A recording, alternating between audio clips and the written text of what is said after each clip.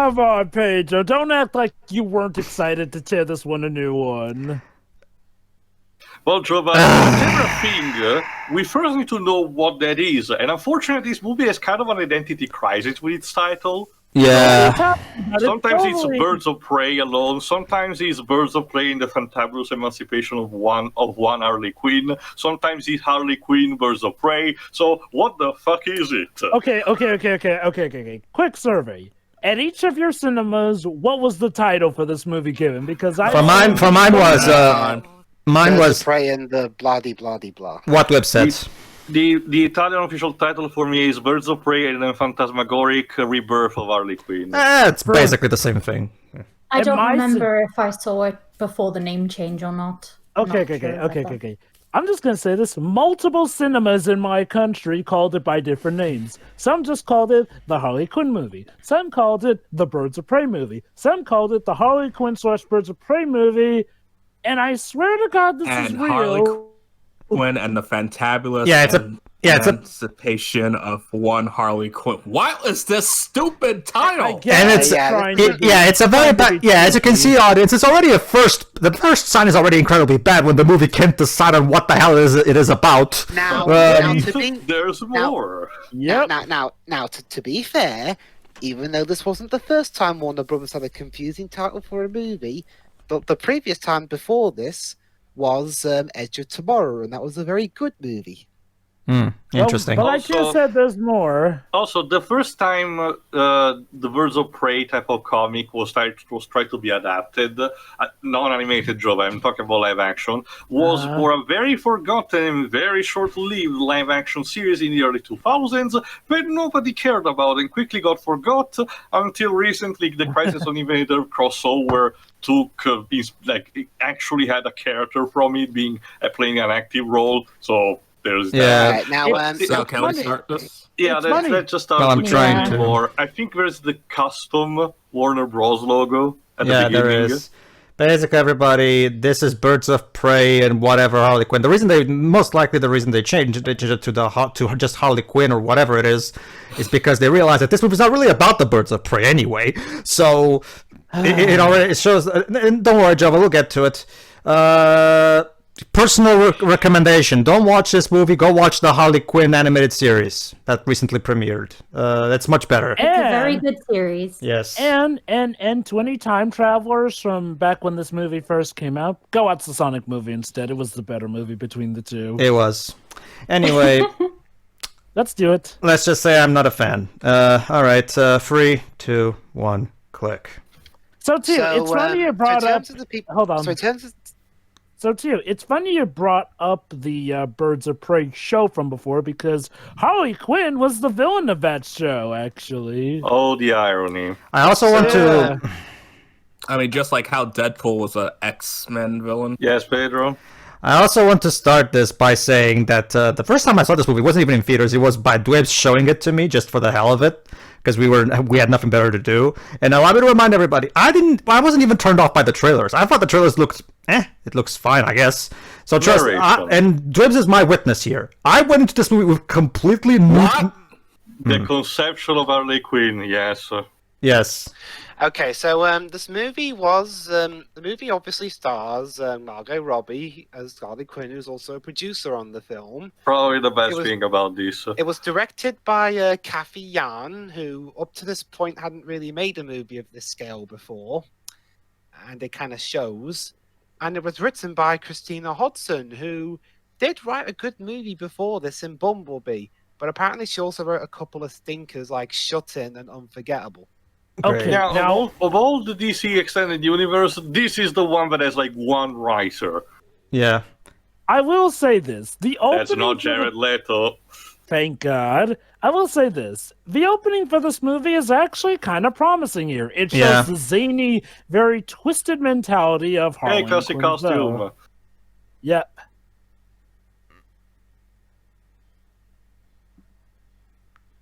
I'll admit, this movie does also reflect some of the very positive qualities of the excellent Harley Quinn series, which, as of recent, has had a third season confirmed. Jova, I never... Alright, can I... I don't know... I don't know if I asked you in the so it's in the Suicide Sure you Squad did, commentary. How would you rate Margot Robbie's American accent? She's actually decent. All right, let me just finish. I mean, okay. Hold on, Jova. Yes, Pedro? Again, I don't want to finish my point. Like, I went, trust me, this is my witness. I went to this movie with completely neutral expectations. I wasn't even I didn't go in expecting to like it. I didn't go in expecting it to dislike it. I went just with, okay, let's see what it is, I guess. That's basically it, so. No, it's a bore. I actually saw this movie in the cinemas. Hey. The first time I thought it was just kind of just all right. The second time, though, when I watched it with Pedro, So it's no, my opinions of it went drastically downhill. So is it like one of those movies where the more you watch it, the more problems you notice each time? Yeah, pretty much. It's adorable. But yeah, okay. But yeah, honestly, like Joe was saying, yeah, Margot Robbie's still great in this role. You can tell she loves the character and she has a lot of fun with it. I will give it that. I was saying to Deji before we started, it's so ironic that the one thing we don't consider it's consistent among the DC Extended Universe for all its flaws is casting for the main characters. You know. Okay. That is one thing I will give the DCU mostly credit They for. managed to actually make me believe Ben Affleck is a good Batman. That should. They count just for needed to something. hire a competent director. Yeah, but I was talking strictly about that. Okay, oh man, here we go. Here's the first example. Who's this knockoff Robert Downey Jr.? Oh man. Get used to this, everybody, because this is yet another one of those wonderful movies where every single male character is a douchebag.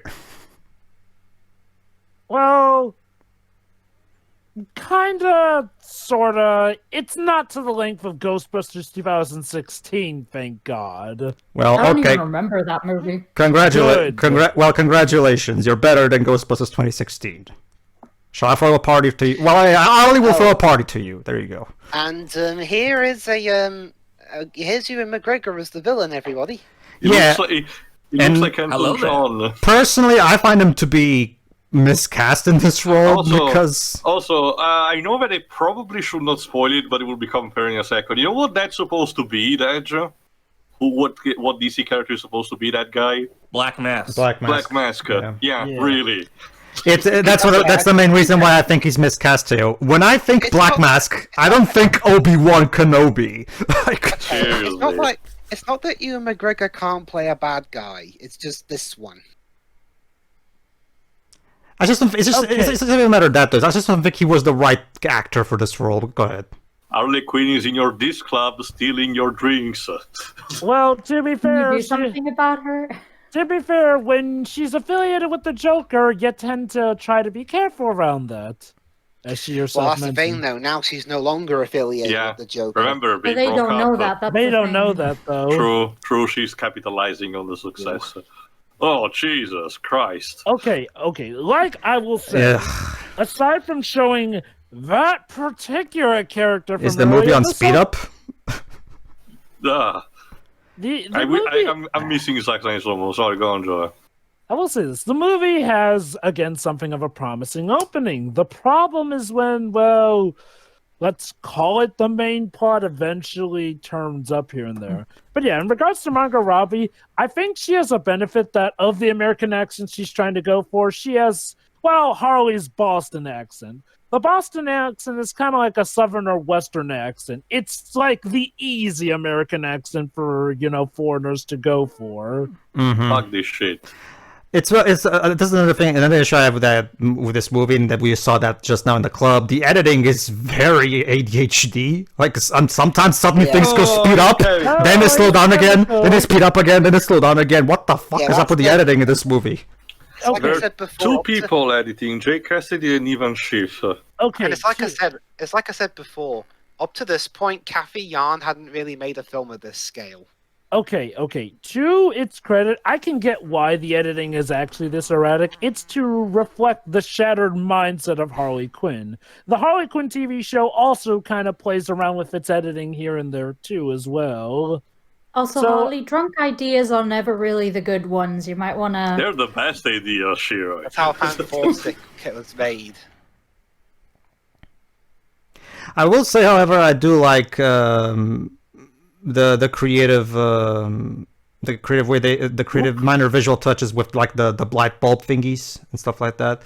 That's a bit yeah. that's better. Like it does exactly what Jova just said, but it does it on a more nuanced way rather than just suddenly the movie's like hyped up on speed. Okay. So what have we learned today, guys? That The Batman Joker really is sucks at probably his job dead. because he should have prevented this. No, more like never leave your keys inside your truck. Why people even do that? Because that Also, guy don't really needs break to have up a with your piss. partner or they'll blow up your house. No, so basically, what Harley Quinn is telling us here for this monologue is I don't need no man, basically. Well, not the Joker. Oh, finally, we have a title. 8 Okay, minutes okay. in. When it comes to Harley, I'm kind of okay when she does the I don't need no man thing, because normally the point is to show that she's going about it a little in over her head. Like, oh, Sure. by all means, emancipate yourself from the Okay. Joker, and Montoya, why? Why is Renee Montoya in this movie? I don't know, She's too. barely associated with the Birds of Prey. She's supposed to be the question instead. And now they're gonna make her an actual bird of prey. This is so wrong. This is wrong on so many levels. I mean, okay. To its credit, the Birds of Prey roster has occasionally changed up here and there, and I think there was one incarnation where Renee Montoya was a Bird of Prey, so okay. don't- So gotta be what's honest, her I don't deal remember. in the context of the DC universe? Okay. Essentially, Renee Montoya is a cop who has to sometimes deal with discrimination because she's a lesbian. Yeah. But in other cases, she is currently the question, essentially. She's gone through a few Basically, if incarnations here and you've seen Watchmen, that it's what Rorschach was supposed to be, just less sociopathic. Now, if I remember correctly, And also, I think this is Harley- Huntress instead. yeah, Huntress. Yeah. As Um, Harley said earlier, basically, Miss Montoya broke a case, but her partner at the time took all the credit for it. if I remember correctly, It's Ramona Flowers. I guess. If I remember Okay, correctly, to be fair, this is my favorite out of all the Birds Ow. of Prey, if I'm honest. No, I mean she's the my actress. my That's favorite Ramona too. from Scott Pilgrim's Story. pretty much most people's favorite. Played That- by Mary Elizabeth Winstead.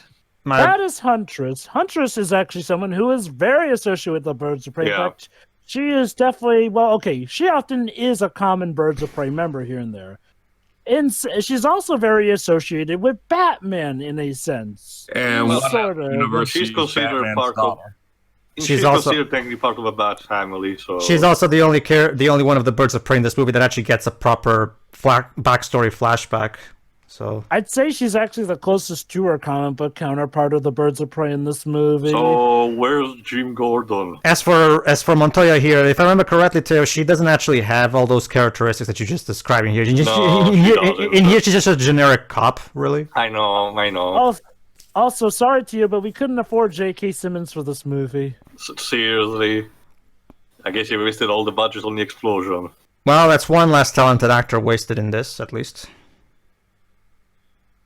So, here's the weird thing about this movie.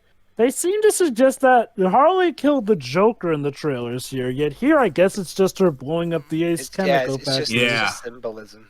Hmm.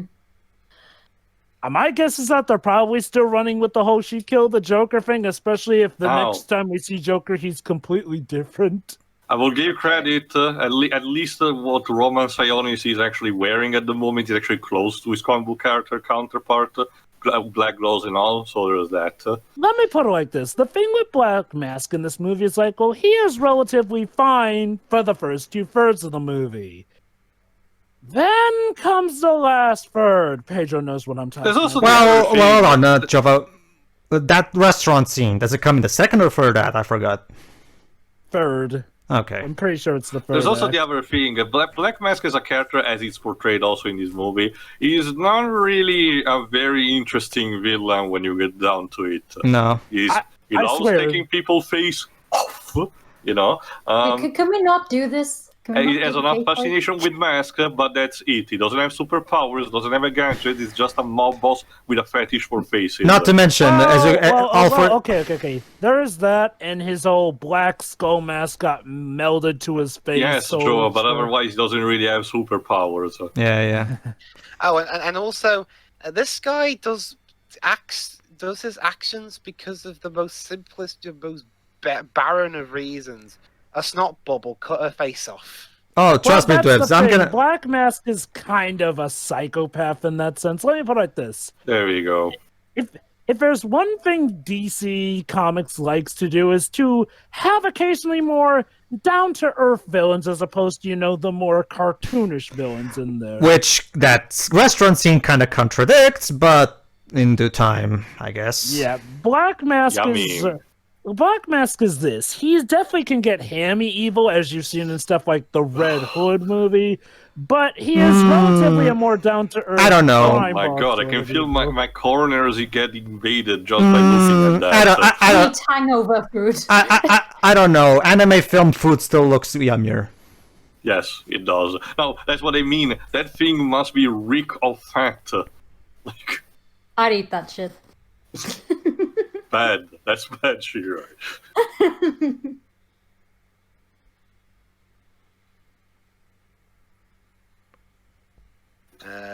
Yeah. Okay. All right, goodbye, weird lady. I mean, she gives the money, so no complaining. I mean, this guy has probably seen it all in Gotham. Yeah. True. Yeah, I can't. Yeah, that's the thing though. It doesn't. I keep forgetting this is meant to be Gotham. The thing about this that's being another Gotham. thing. We see Also, Gotham here's during the Harley's daylight, tragic superhero origin. It's about to happen right now. Oh boy. Oh. Whoop. Yeah, I will give this. The movie has one or two moments where the lines are actually spot on for the moment, but there's sadly just a few moments. Okay, but here's my problem with the movie. I get it. You've repeated that she broke up with the Joker like 6 times already. That's some Frank Miller level of writing. I broke with the Joker. I broke with the Joker. How cool is that? They're always there for me. They're always there for me. To be fair, again, this is one of the cases where I would excuse her because Harley Quinn is legit a lunatic, so I get it. What I don't get with Frank Miller is when he writes people who are supposed to be sane like that. Mm-hmm. Like, Is that remember a- she had an obsession with him, so she's gonna keep talking about him. Yeah, it turns out a lot of people may have a few grievances with Harley from that. When you fuck up so many lives, yeah. Oop. Ralph Murray. Oh boy. Fed his It's the guy who took the leg of his brother. Yeah. You killed my brother. Prepare to die. Again, Okay, so you guys gonna call me crazy, but I feel like this movie's trying to capture the high energy wackiness of Scott Pilgrim versus the World. I can see that. I strongly disagree on that because it compensated. Yes, we can see that, for example, for Minor the movie stopping injury. and indicating stuff. But Scott Pilgrim versus the World went on above and beyond with being creative in its special effects as well. This is just mundane. Yes, death of a sandwich in 3 acts.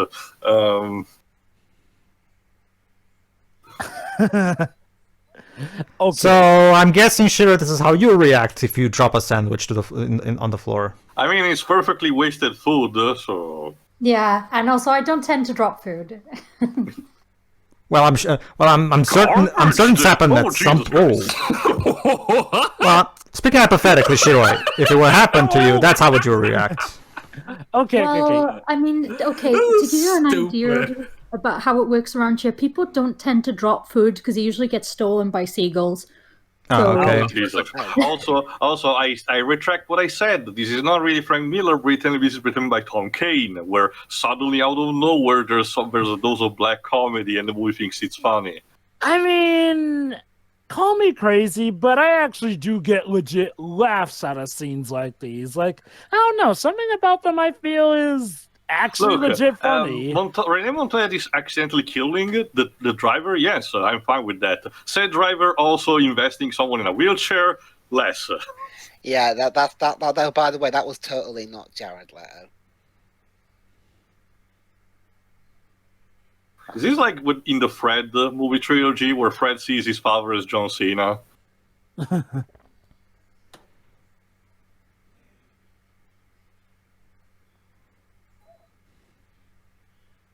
Oh, that happened.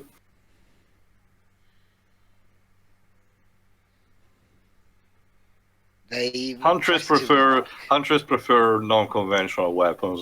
Yeah, those question marks are perfect. Like, okay, I just saved you for no reason. To be fair, she was aiming at her.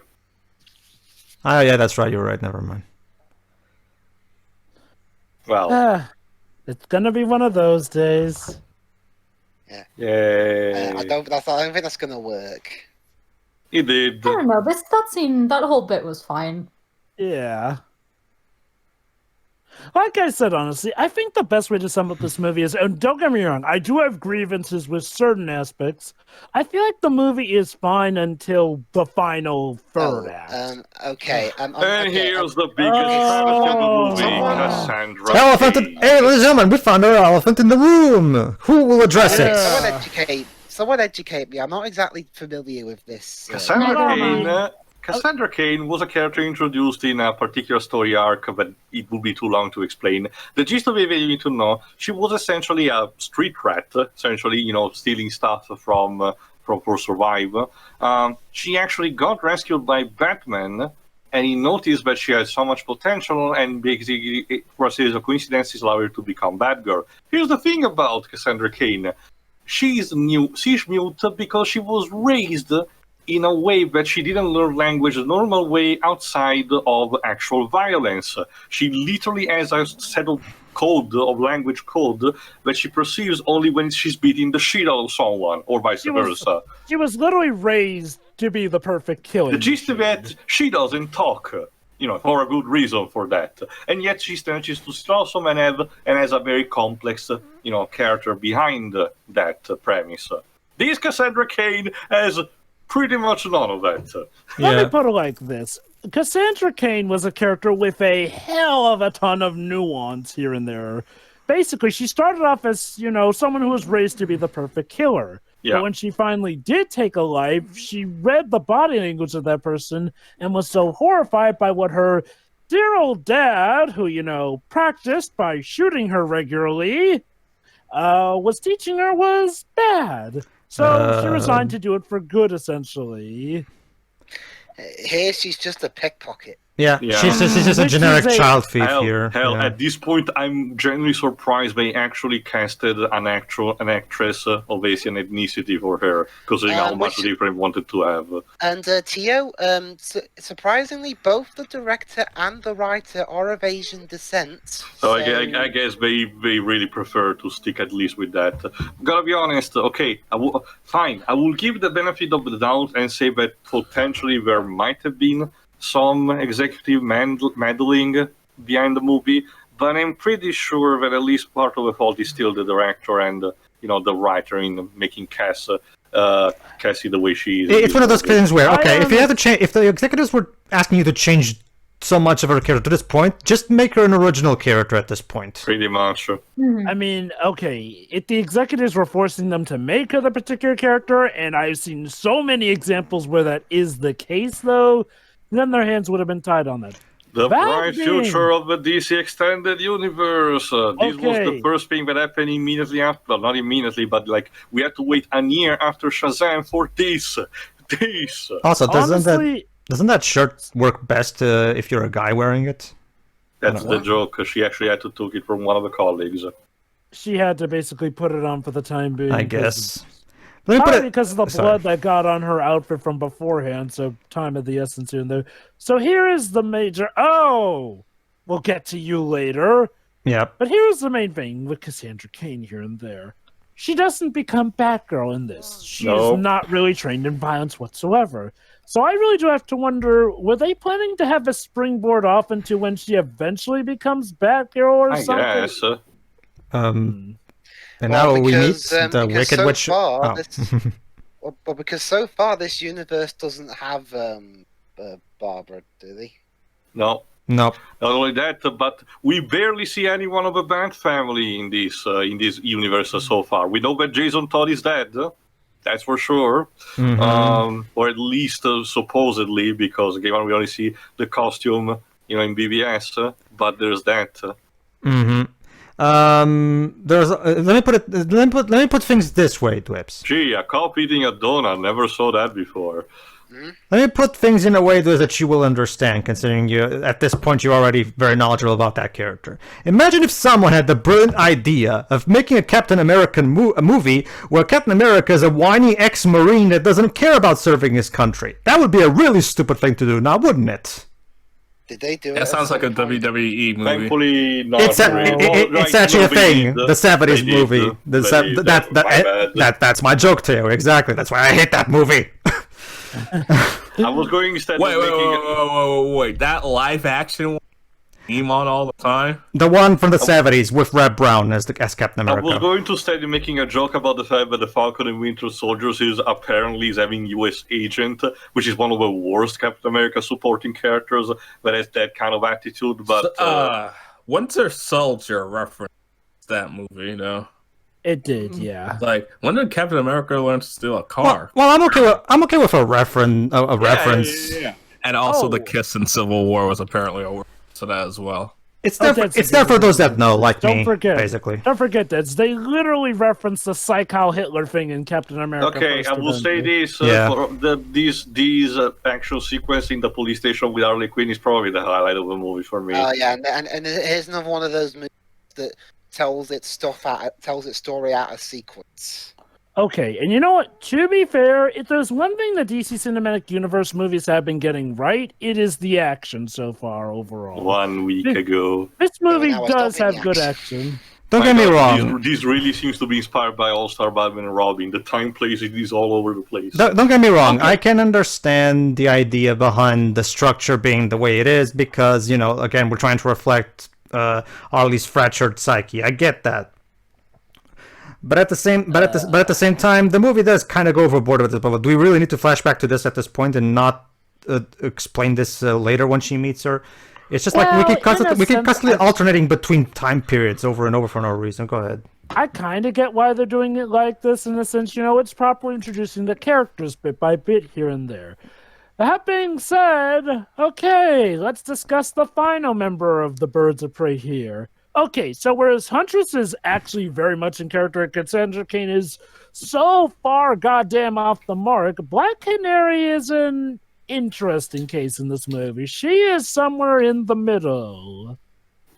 Theo, Black Canary is supposed to be, a character. Well, it's not that complex. She's supposed to be a character that's mostly just on the good side. She's not really an anti-hero. She's strictly, lawful.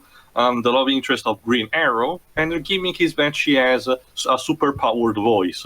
Think of like Sindel in Mortal Kombat. Except in All-Star Batman and Robin, when she's dead, she's an Irish assassin that loves to use motorcycles. Please don't touch me. I didn't give you permission to touch me. Don't touch me, motherfucker. So, how about Black Canary for this movie? It sucks. She has a baseball bat, which is supposed to be Harley. Yeah, isn't that supposed to be more Harley's thing? The baseball bat. But whatever. Yeah, let me talk instead something briefly about, might as well something we didn't mention. Budget of this was between 82 and 100 millions, and the official recouping was 201.8 millions. So barely the double, barely. So technically a success. The thing is that it had to actually earn those fucking numbers, because when it came out, it was absolutely low, really low. All right, Like John mentioned, the Sony movie was destroying this thing left and right. All right, let me be a bit more constructive. Okay, for the sake of being a bit more constructive, let's take away the fact that this is that's the source material. Let's just look at it without looking at the source material. Let's disconnect it from the source material just for a bit. Already, a problem I have with 27 minutes in is that the movie's not really doing a good job. Okay, we know Harley Quinn because we're already. Look, that's totally her sonic scream, guys. Yeah, it's clearly the canary cry. Go on, Pedro. Yeah. Pedro. Oh no, I agree with you too. I'm just trying to, be a bit disconnected right now. Actually, let's look at it in a different way. This is still supposed to be technically a sequel to Suicide Squad, in a way. Sure. I was trying to get to that. Give me a moment. Okay, like Teo was just saying, yes, we don't need a proper introduction to Harley because we already were introduced to her in Suicide Squad, which this is kind of a sequel to, kind of. And that's why it was doomed in the first place. Well, sure, that's okay. But let me just bring that point. Okay. So Harley, you don't need to introduce Harley. We already know who Harley is. She's of course one of the most iconic characters of this lot. So of course I can. But the Birds of Prey definitely needed to be properly introduced, and not to mention the villain, Black Mask. And so far, we're nearly 28 minutes in, and so far, okay, hold on, we're having a conversation between these two now. Only now, the movie's actually trying to give some kind of introduction to one of the Birds of Prey. So the movie takes its sweet-ass time to actually give us reasons to care for the Birds of Prey, and let's just say only the Huntress will be given a major proper flashback for backstory purposes. So, and that's my problem with it. Okay, this is a Birds of Prey movie. I was sold this as a Birds of Prey movie in the trailers, and the Birds of Prey don't get properly introduced, and newcomers are not really given any major reasons why they should give a crap about them, really. And that's why the name of the movie was changed to Harley Quinn, Birds of Prey. And that's cool, Shiroi. The problem is, they should have thought of doing that. They should have thought of doing that while they were making the movie. That's the problem. Not just that, again, this is still spoiling a bit, but you can already guess from these first half an hour on what's gonna happen. Technically, this entire movie also hinges on the fact that Batman really sucks at his job. Okay. Which after both Justice League and BVS, I'm really not believing. I'm sorry. Okay. This incarnation of Batman seems very competent to me. With any shared universe. Okay, I guess to give this movie credit, unlike Iron Man 3, it doesn't bring up all the other superheroes out there, which just, brings attention to the issue, but it still does have that issue. Why are people who these characters know not helping them out here and there, even though they should be? Yes, Pedro? No. Actually, I was trying to let you finish. Go ahead. Oh, yeah, okay. It's like, oh, seriously, though. Okay, Harley, why not ask some of your friends from the Suicide Squad? And yeah, you could pull the whole they're in jail thing, but please, come on, they could easily break out, honestly. Well, that guy's kind of taking advantage of Harley, who's clearly not all there, but I'm not going to do anything about it. Pedro, it's a honey trap, obviously.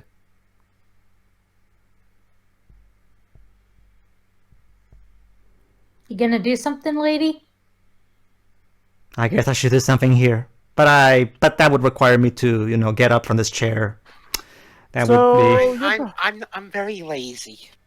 So you're probably asking yourself, what exactly is Black Canary's character in this movie? Well, that depends, Joe. Are you talking about the real Black Canary or Frank Miller's Black Canary? Okay. Actually, that depends. If this movie or Frank Miller's Black Canary was actually closer to the actual Canary thing, like. Well, I'm more talking about the Asbar Black Canary. I know. That's what I'm saying. Take your pick, Pedro. Which was closer to actually being a proper Black Canary? This or Asbar's Black Canary? I think you know the answer to that. Do I really need to? Yes. Fine. Not the Asbar one, of course. But,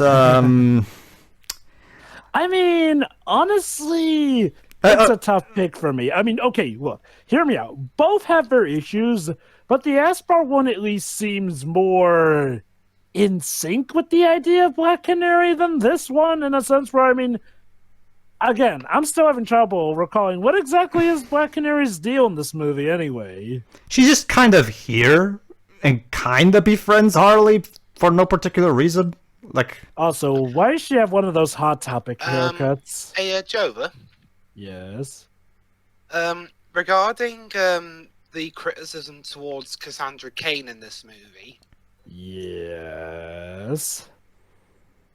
It's an interesting thing regarding that because the reason Christina Hodson, made this version of the character the way it was because she said they needed a character that could bring others together. mm-hmm. Wait, that's why they made Cassandra the way they did in this movie? That's dumb. Yeah, again, carrying on. There are so many other That just characters sounds you so could use. silly. It There's does. so many other characters you could legit do for that. Hell, why not do a version of Leanne Harper instead? Continuing to follow up on my earlier point. Yeah, that's exactly one of the primary objective issues I find with this movie. The lack of characterization for pretty much everybody except for Harley Quinn, and considering their characterization is kind of, important, Yeah, it's like I said before, the only one of the and the Huntress, yeah, you're right, I forgot, sorry. And the Huntress too, sorry. Has something approaching a character as Huntress. Oh, look at that, guys. They've always been interacting with each other, showing that it is meant to be. Yay.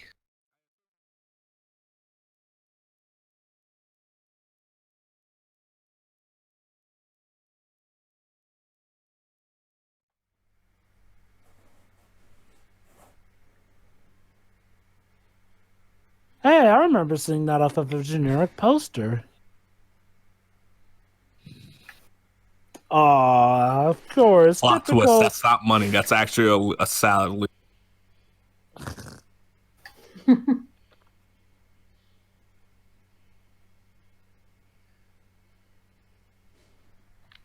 Yes, but I don't understand. The character doesn't speak for a lot of the time. Why couldn't they just keep her character? Yeah, it's Good question. Also, I'm not really. So go on. it's like it's one of those things where, again, I know we've said this, but again, it needs to be emphasized. Like, why even have her be called Cassandra Cain at this point? Just make her her own original character at this point. Although, here's the thing, all you're doing with this is, ticking off fans. Of the fans. And at the same time, okay. If the new character they come up with was at the very least good, I would be a bit more a bit more forgiving. I would still be ticked off. Don't get me wrong, but I would at the very least try to judge it on its own merits. But she's not even a good character on her own merits in this movie. But go ahead. It's like Shuri mentioned. It seemed like at first they did have Cassandra going for the whole doesn't talk that much thing at the very least, and maybe that could have been hinted that she had that rough upbringing and whatnot. But no, and I do wonder, were they like planning a sequel or something for something? Okay, so here's a weird thing though. With something like Iron Man 3, that was clearly their intent for the Mandarin, and it was terrible. It sucked. It was ugly and awful. And that was pretty much it in a tin can until they listened to the backlash and then had this. With this one, though, I have to wonder, was this all part of some long-ranging plan that, this was going to eventually lead into a Cassandra Cain spin-off or something? It might have been, but keep in mind that this was still released a bit after the official announcement that James Gunn would have handled the Suicide Squad. And that one so far seems to be ignoring the fact of this movie at all, just having Harley Quinn showing up already for the new team. Okay, Probably for the best. Speaking of Harley Quinn, another one of my issues with the movie is that I don't care whether it's in character or not. Her narrating throughout 80% of the movie, you might as well make it a Birds of Prey audiobook. I mean, okay, the narration I get, especially when it conflicts with what's going on here and there. It's to show how she's sometimes an unreliable narrator. And I do think that it actually just contribute to the comedy as so much here and there. That said, I will understand the bits of dead air where it is legit her just saying, "Oh, this happened here, and we maybe don't need that." I can see where Dwebs is coming from, because while it is an interesting way to go about it, at the same time, I do agree that they overuse it a bit.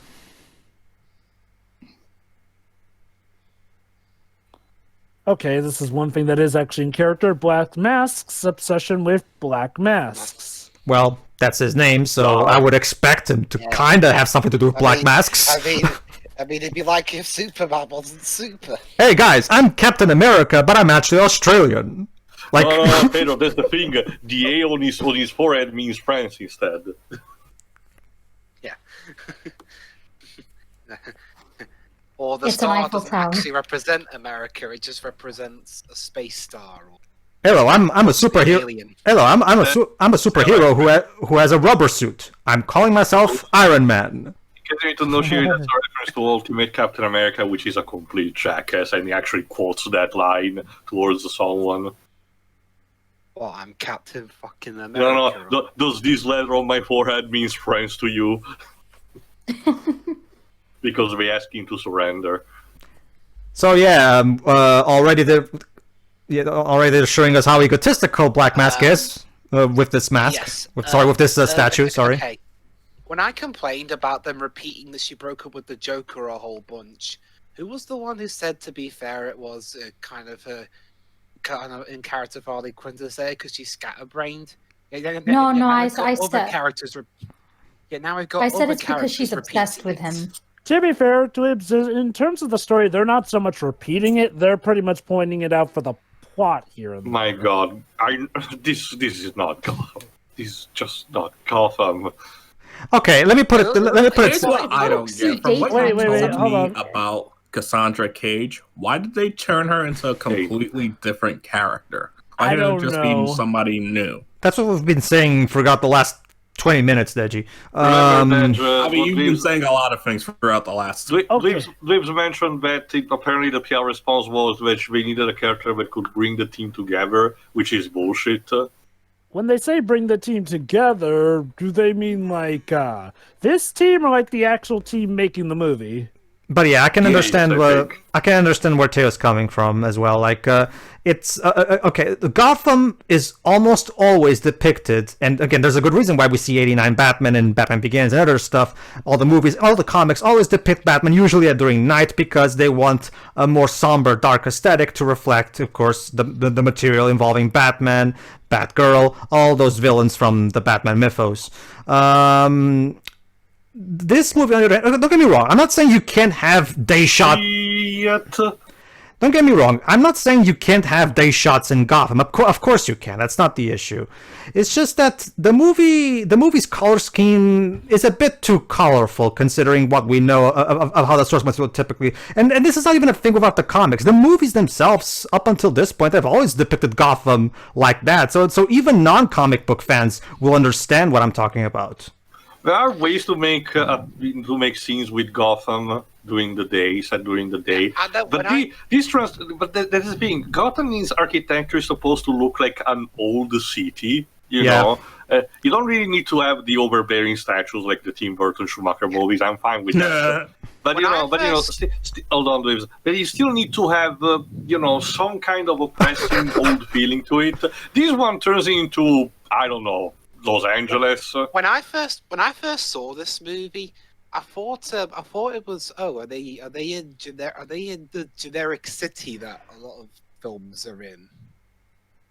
Okay, Teo. I mean, it's gotta be daytime in Gotham at some point. I just said to you. There is a way to actually have that, and this movie is failing miserably to do that. No, I just said that, Shiraz. No, I understand that as well. That's what I said as well. You can have day shots in Gotham. That's not the issue. The issue is that it's not even just the fact that it's constantly daytime. It's also the fact that the color scheme of the movie is a bit too bright for like. Let me put it this way. Yeah, exactly. Ivan, we're filming. Ivan, stop raging on the actors. We're filming. Tim? Yes, sir? You mentioned this place looks like Los Angeles. That's because we film there. It is in Los Angeles. Oh, apparently, for fuck's sake. apparently they were also going to film in Atlanta and Savannah, Georgia, but because the film received a tax credit from the state of California, they've just filmed the whole movie there. Let me put it this way, Let me put it this way. This movie takes place. Hey, this takes place in New York, but it's filmed in Canada. Usually, I actually think Christopher Nolan did a great choice in picking Chicago as a Gotham setting. It actually looks really good in his movies. But anyway, let me put it this way, Shirai. It's the same problem I have with the Joel Schumacher Batman films. They're supposed to be sequels to the Tim Burton films, but they look nothing like the Tim Burton films. You know, it's jarring, you know? Yeah, this place doesn't look like Gotham, so... Oh, hello, we're on the secret sequel to Eyes Wide Shut, it seems. I got it. You just know that the director thought this scene would have been so cool looking. Sorry, go on. I was saying, I got it. This movie is secretly a sequel to Eyes Wide Shut. They just didn't call it that because they know Kubrick fans would be pissed. Yeah. So basically, instead of showing us who this guy is, let's just flash all his stuff in the. Beforehand in the club, but there was not much. Okay, Shiro, I have to ask. Sorry. Wait. Let Jova go first. Sorry. To be fair, I'd say the movie has done a fine enough job showing off that his shtick is that he has a superiority complex. He is definitely a nutcase here and there, but he has a very much a possessive sense, in which case he does want what is his. So, to be fair, them listing all that stuff off, that was more so, I think, for a comedy shtick here and there, seeing as how they have explained relatively well that he pretty much has a bone to pick with the Joker, and hey, what better way to get back at the Joker than by, well, cutting off Harley? Sure, this is gonna sound crazy. I want you to bear with me. The whole possessiveness wants it's not his. You know who that is? What? Lex Luthor. I actually am quite... okay, fine. I'll grant you that, Jova. Don't worry. I'll grant you that. Yes, Pedro?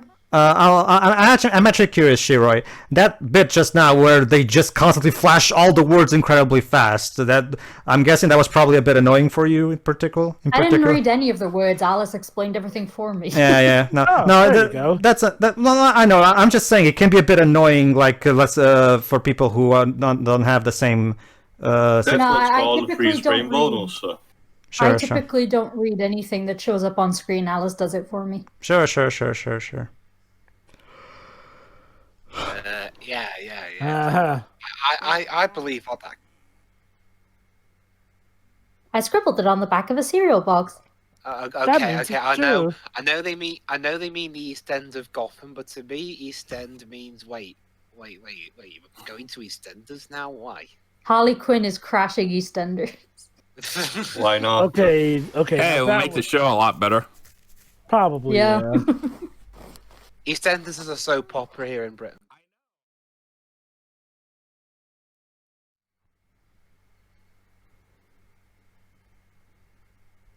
Also, too, I have a question. Yes, sir. Correct me if I'm wrong, but even if it's just for even if it's just for a couple hours or however long she has it inside her, wouldn't her eating that diamond be incredibly dangerous? Yes, sir, because diamonds are very rough in terms of shape. They might have, edges that can tear up your intestines. Yeah.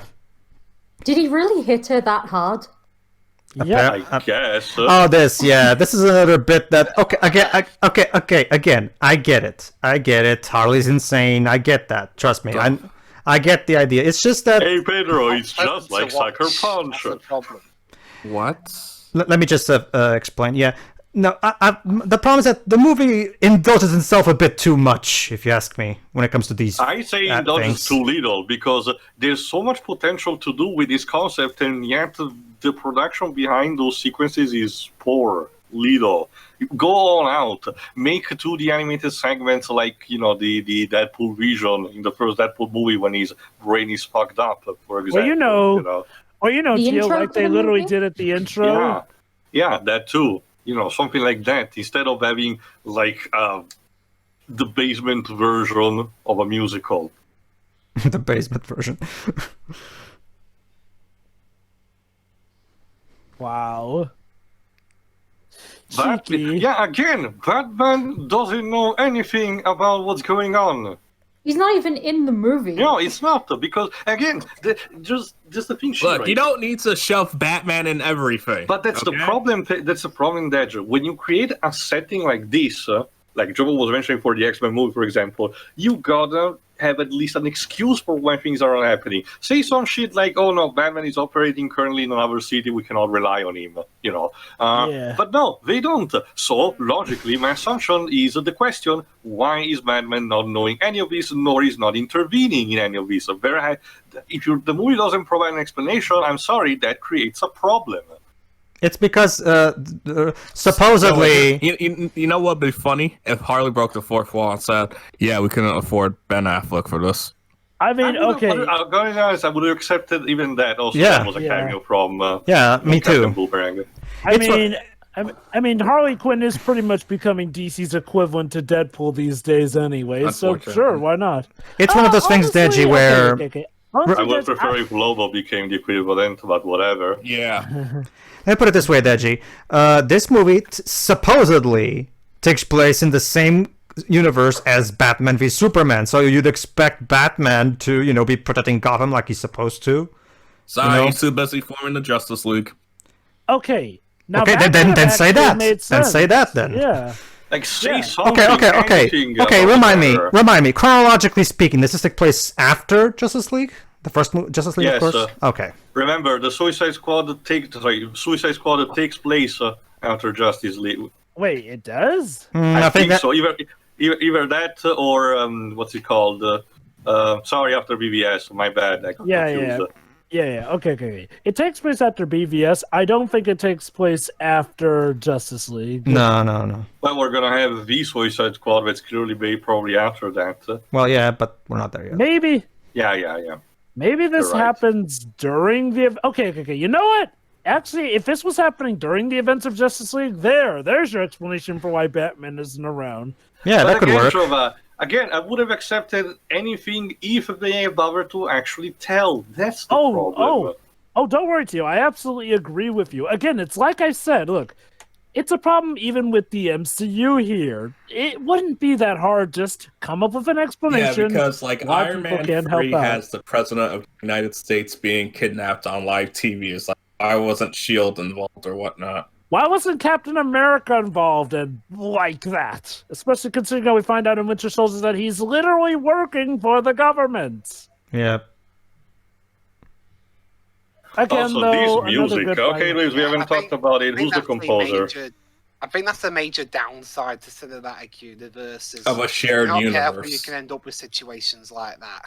Yeah. Okay, I think here's my thing. I feel like Birds of Prey is trying to be a smaller scaled situation, which is why like Batman might not be involved because he probably isn't aware of it. Oh no, although... I'm perfectly okay with that. Shazam was basically the same thing when you get down to it. And guess what? you know, That movie Even acknowledged. Superman is... Yeah, that movie. Yeah. That movie acknowledged things. It told us why. It even has a Superman show up at the end in the conveniently But it was not in a not show. different town. Yeah. Probably this one is probably going on when he's like at work doing the Wayne Industry biz, so he's completely oblivious. True.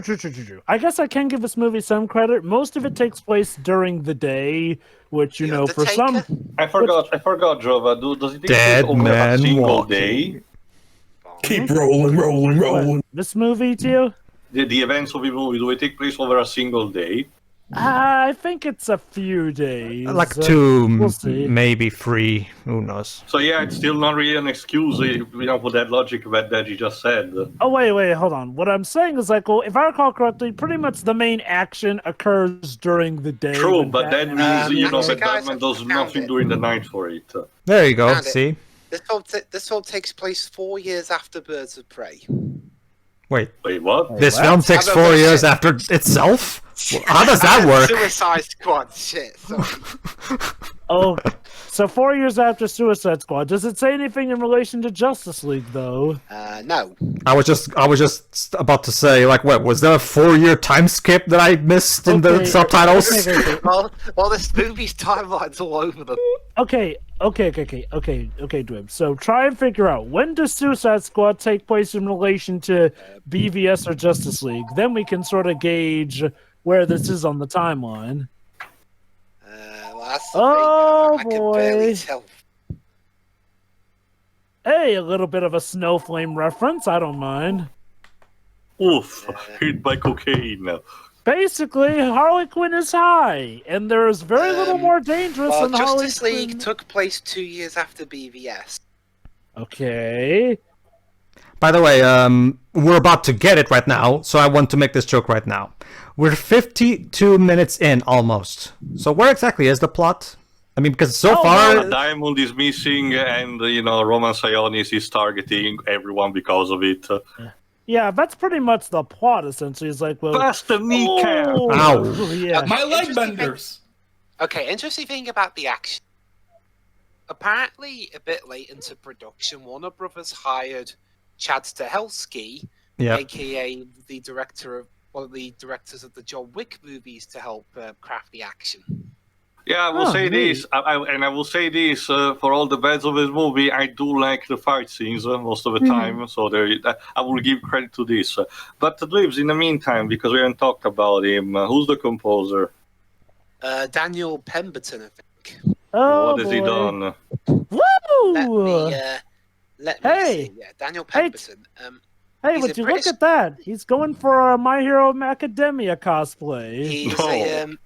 He's a British composer who's done film The Man from U.N.C.L.E., Steve Jobs, King Arthur, Legend of the Sword, Spider-Man Into the Spider-Verse, Nice. and he's Ocean's done 8. stuff- Ooh. Ocean's 8, That's... among other films. Wow, that happened.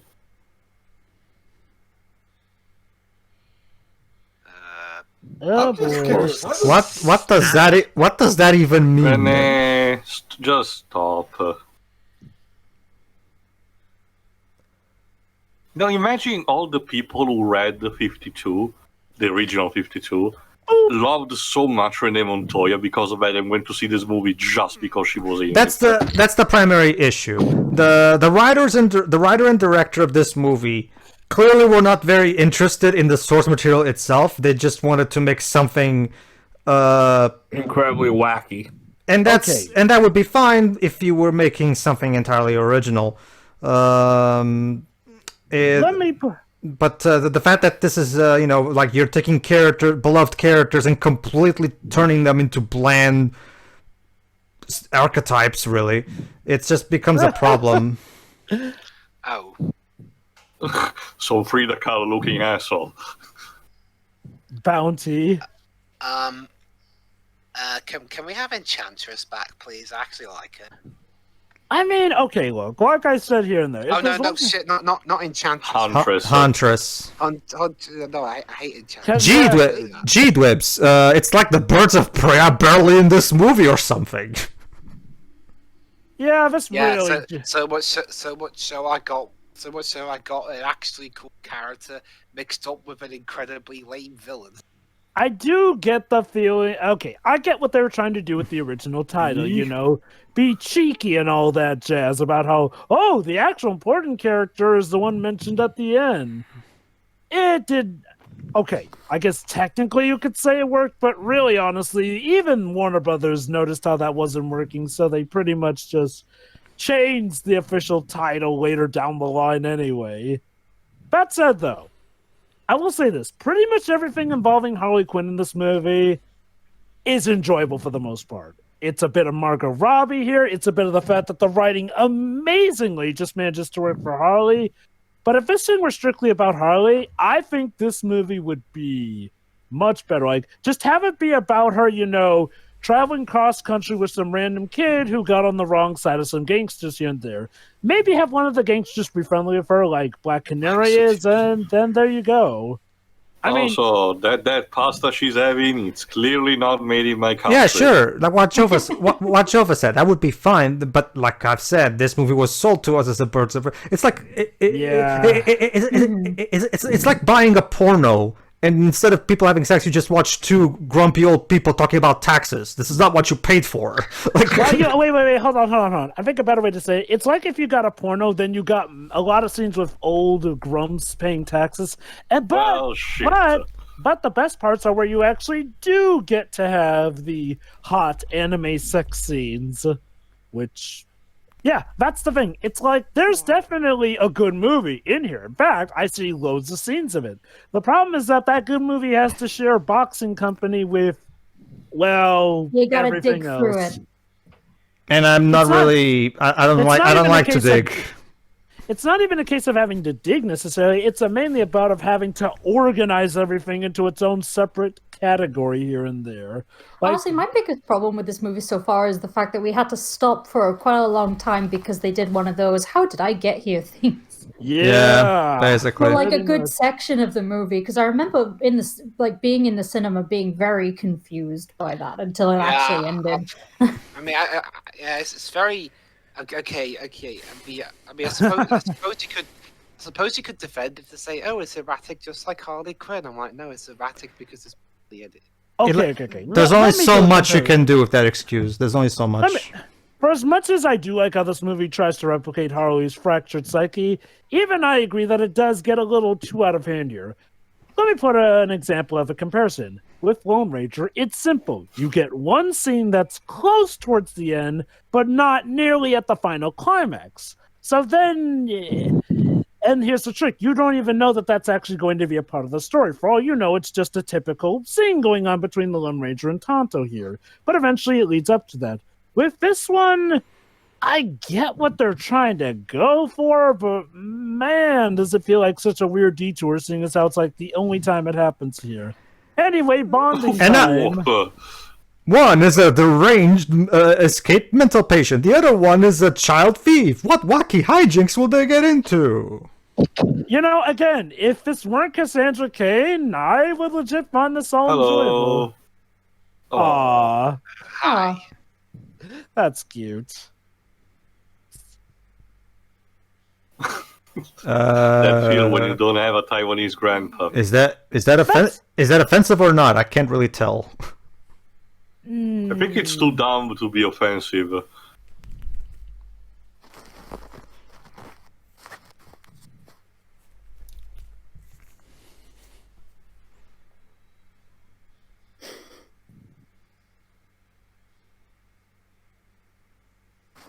Isn't that funny? I'm risking my hide to take care of you too. Also, Taxidermid beaver. there was a canary in that cage earlier. Symbolism. Of course, Jova. This movie's so clever. Not just that. It's one of those again because Arlie and Cassandra Cain, because these two only meet like nearly an hour into the movie. There's not really that much time to properly flesh out what is, I guess, supposed to be the heartfelt relationship of this movie. You know. It's a curaina. He's a good boy. Oh, the irony. She named him Bruce after the hunky Wayne guy. See, guys, this takes place in the same universe as Batman.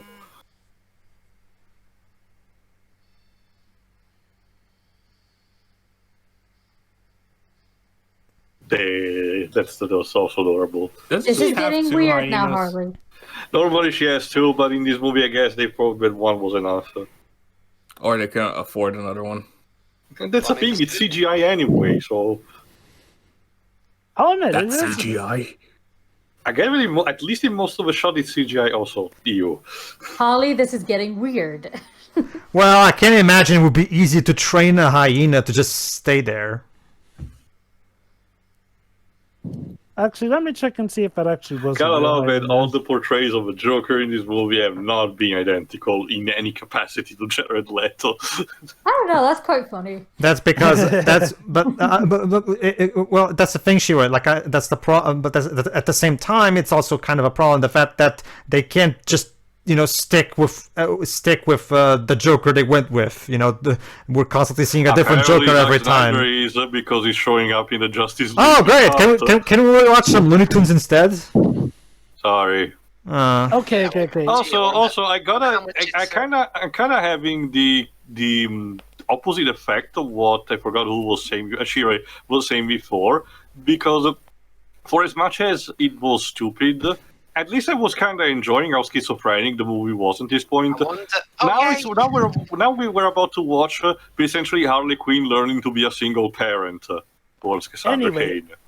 Anyway, honestly, I was gonna say it.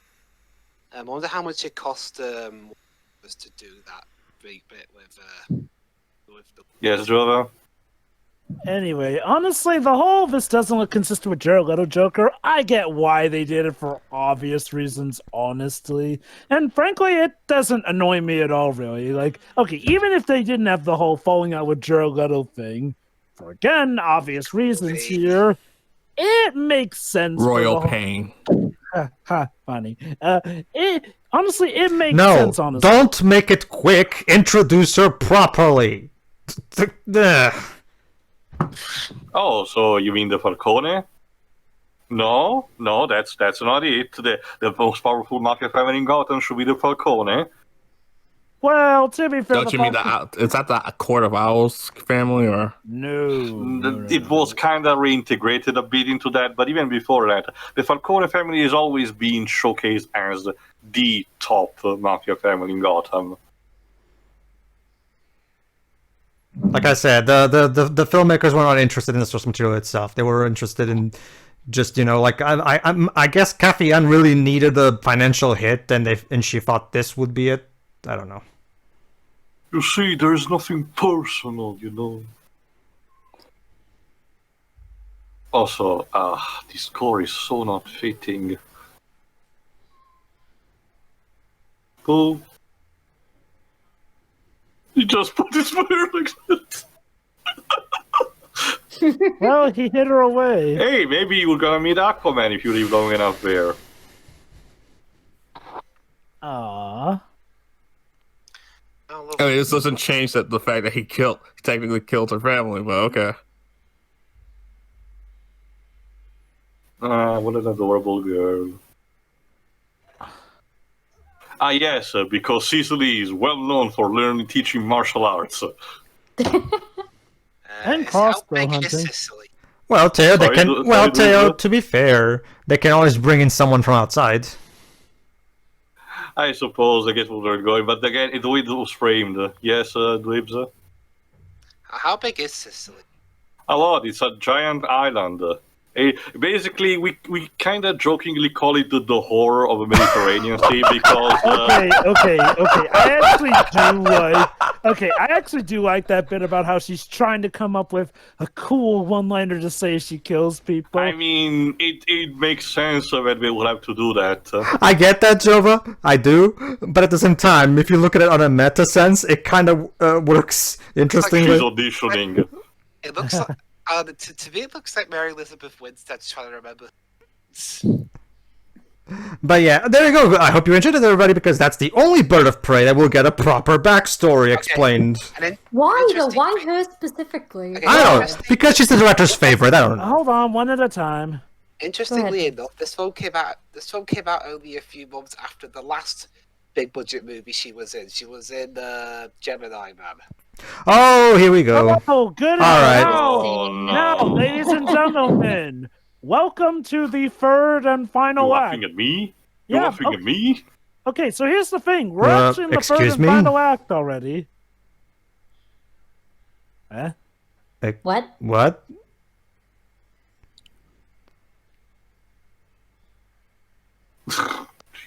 Everyone, we're filming. Stop being a dick to the actors. We're filming.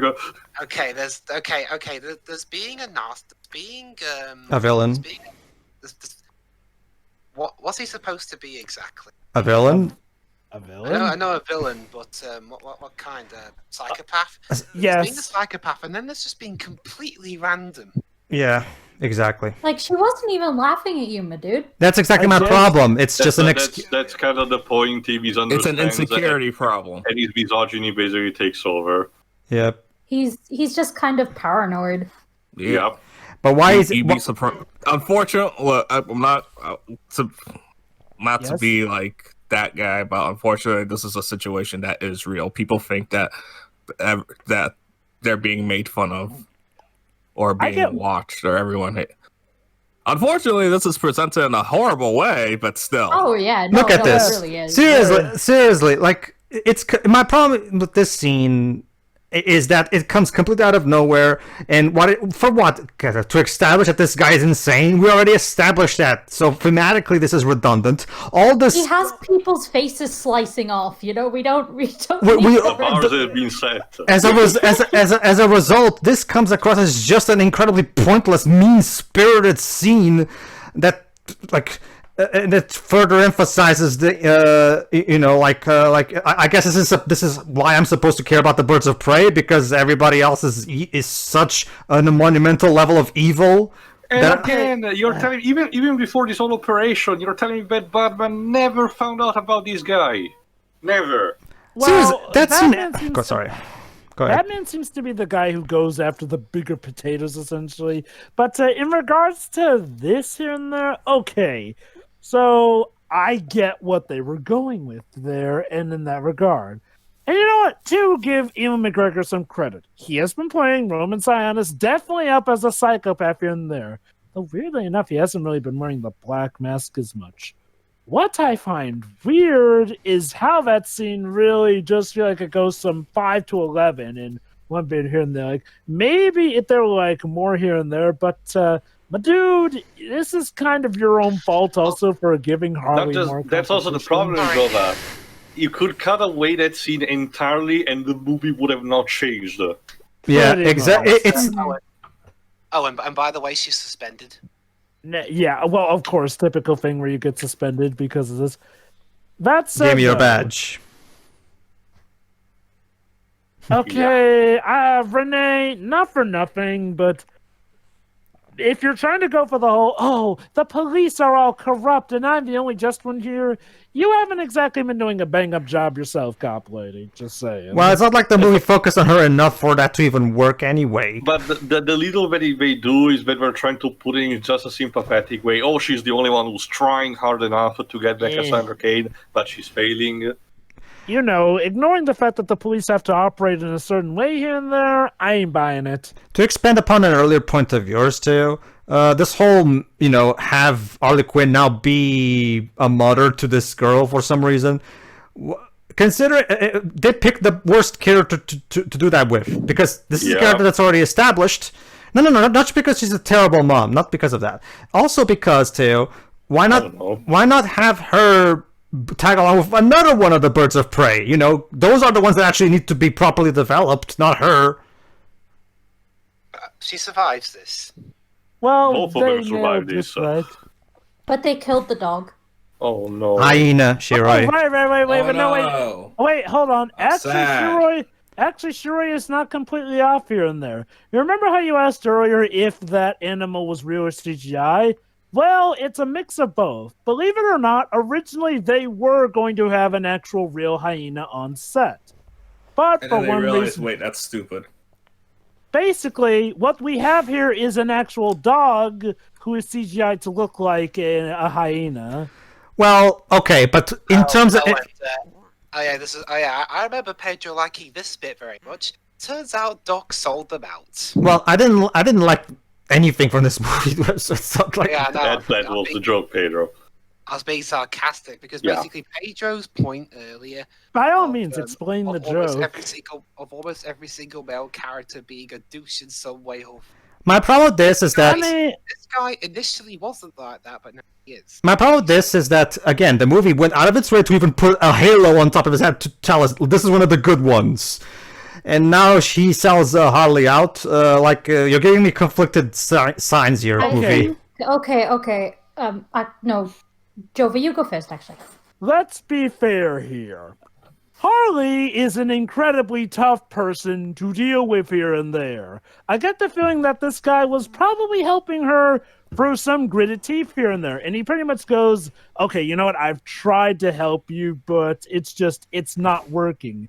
And to be fair, she is literally a supervillain here and there. Like, that's something we have to remember. Harley, at the end of the day, is still a villain, so she does have to deal with the consequences of being a villain. Sure, she's a villain that we tend to root for, but she still is a villain, and with that comes consequences.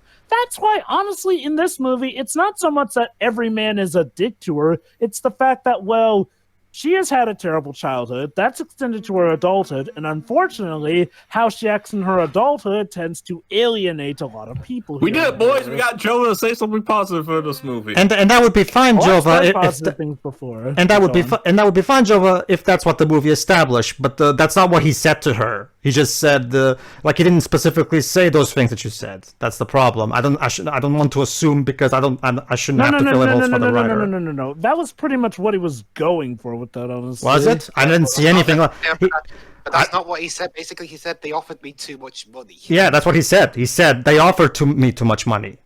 That's Okay, can I point something out right now? Yeah. The movie is almost over, and the team hasn't even been assembled yet. Yeah. Yeah. Oh, you're going to be waiting a little longer. Sorry, Deji. Hold on, Deji. no, Deji. This is kind of a fantastic situation. Hold on, Deji. Sure. Believe it or not, no, Dej is right. This is the third and final act. Also, you had something you wanted to say as well, Shiroi? Just very quickly about what Pedro said about when that guy was introduced. The halo was there from Harley's perspective. That wasn't the movie telling us. This is how she views her relationship with this man. But even when she was like hugging him and things, you could tell he just didn't really care all that much. And he's just kind of tolerating her. It was body language. It was Pretty much. I mean, okay, it would have been better if the movie like established it a little more to make the scene we just saw hit a little harder. But it was there, like he clearly like was not, a big fan of her, And that would be fine if if he said it word for word, which he did not. He just said they gave me too much money. That's all he said. So I Also, do isn't- feel like isn't that it- may have bordered on maybe laying it on a little too on the nose and thick. Like, I feel like the body language there was enough for that particular one. not Or for me. maybe- Also, maybe isn't it magical how just if you change from day to night, the movie looks infinitely better? Yeah. See now, this is how Gotham is supposed to look like. There you go. Okay. So in that case, now we really do have to wonder where the hell Where is the Batman? fuck is Okay. Batman? Okay. If there's Well, one let's thing see, I want Tito. to point, I should point out something actually. That particular bird of prey, what was her name again? Which one? The one who was in the car just. Black Canary. Black Canary. Black Canary was being a complete moron. She was reading her text in plain sight of his henchmen. Yeah. Also, I mean, are those... she Sorry. could have just put the phone in her pocket or hid it in the glove box. Nope, she read it right in front of Victor. Also, Also- are those drawings on the walls? There you go, guys. He put it on. He put it on, guys. We did it, guys! Fucking time. We can all go home. We can all go home now. Can we go home now? Oh, thank Please. God. Bye. I'm out of here. Go home. Anyway, Oh. anyway, But the many- birds of prey haven't showed up yet, Deji. How many abandoned things are we in Gotham? But don't answer that. I know the answer. So now we're in the theme park from Indigo Prophecy. What? No. Basically, this is Amusement Mile, essentially, which is one of Joker's favorite haunts, essentially. Mm-hmm. Anyway, Joey, Tio, we're asking. to answer your question as to where Batman's at, well, he's at home, washing his tights. Yeah, basically. Sure. He's rapping again. Darkness. I want to No. answer. Parents. I want to answer Deji's question about the movie being almost over and shit, and the team not getting together. Deji, are you trying to imply that this movie is badly put together or something? Yes, it is.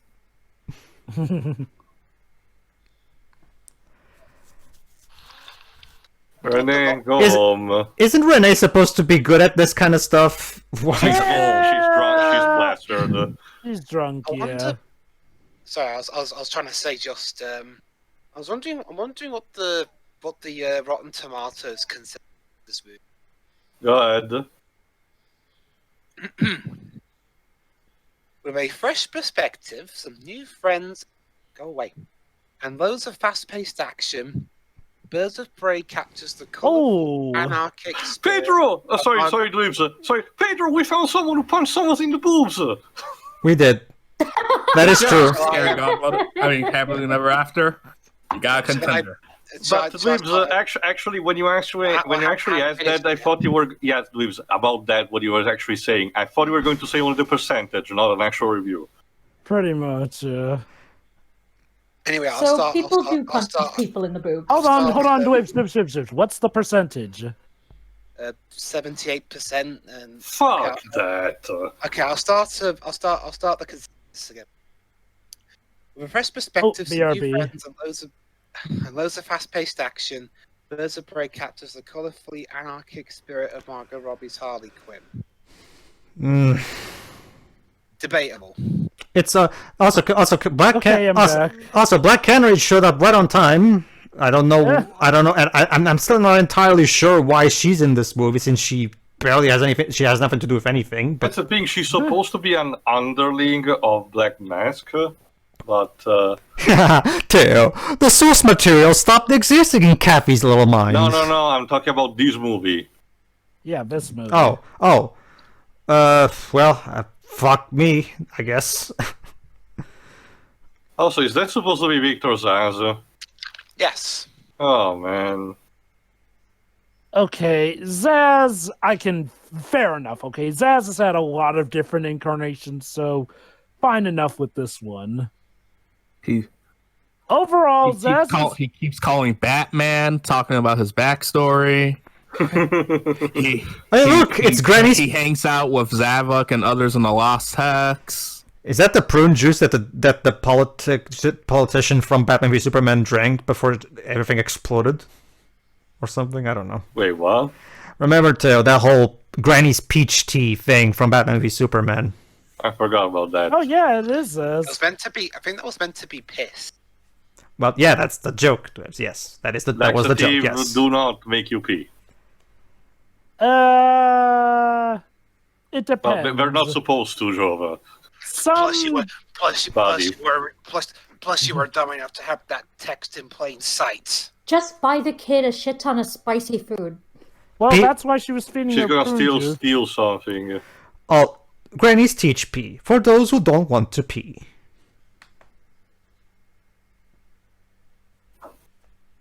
Do it, killer.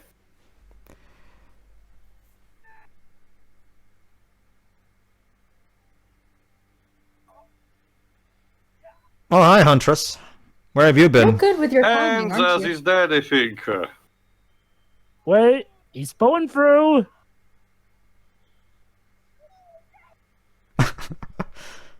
Yeah, go. You tell him, Harley. Oh, I love this one right here in a moment. I don't know. I think this is pretty funny. How is she okay? So finally, we have the team in the same room. 1 hour and 19 minutes. And now they and now they literal. I'm not kidding you, Deji. Right now, the logic is, well, comics-wise, we're supposed to be a group, so might as well team up. I guess that's basically what they're doing at this There's point. literally no conflict. Oh snap! Even the little girl. Just a Mexican standoff. Okay. That was funny. Harley pretty much prompting Cassandra to shoot them. Did you tell me? Me neither. Me neither, Cass. Me neither.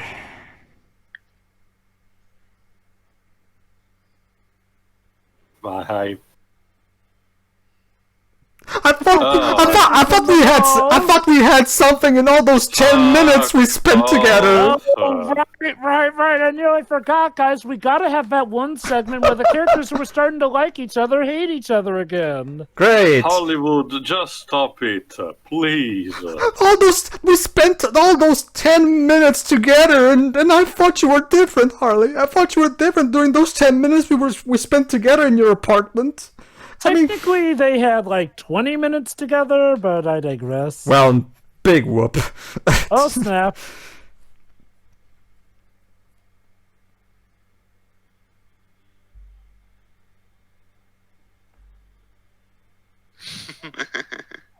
Oh.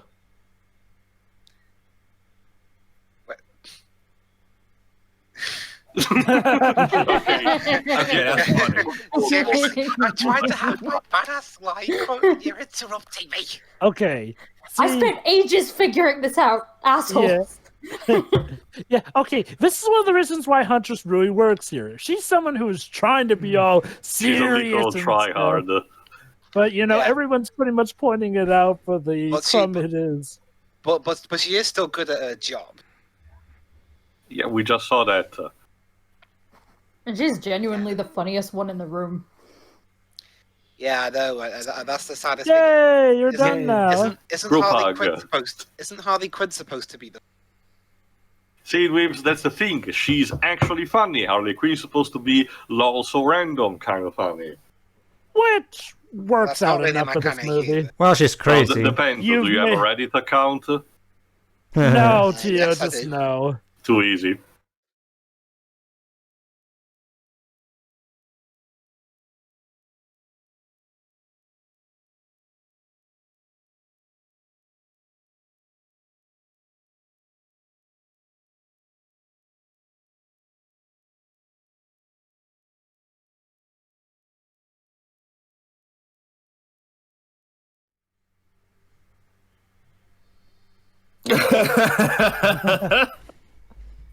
That's funny.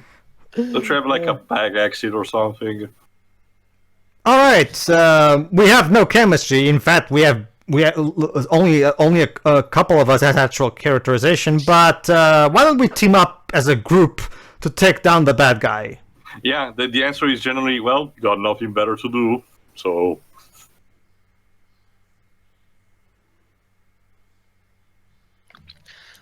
Oh, and in case you're wondering, guys, general consensus regarding this movie mainly critiques the screenplay. Can you repeat that, Leaves? You cut out. The general consensus of this movie is that it's generally they generally criticize the script. Okay. And, although the direction was praised, I have no idea how. But Okay, Well, like I said, I like Hang on, the let fight him- scenes, both direction and choreography. There's that. pretty much. Like, And the this But there's movie... also coming quite- up is cool. Yeah, but there's okay. also quite a lot of that weird stuff, weird The fast move- forwarding and everything.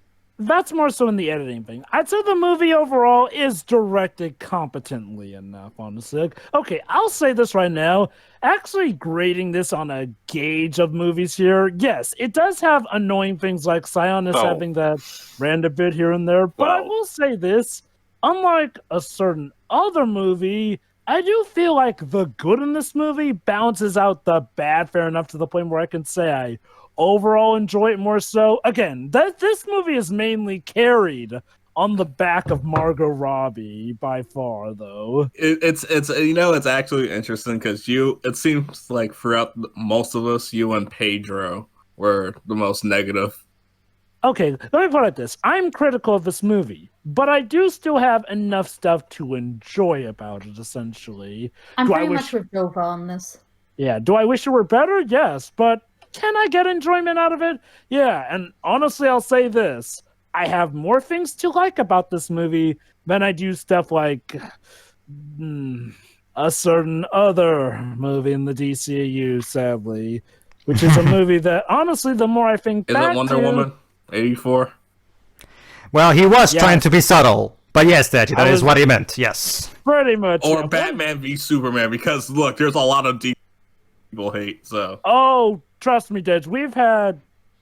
God, have we had... okay, have we already had our Squirm generations of Batman v Superman now that I think about it? I don't remember. No, we commented on the Ultimate Edition and that was it. But we still have a Generations pending on that one. Yes.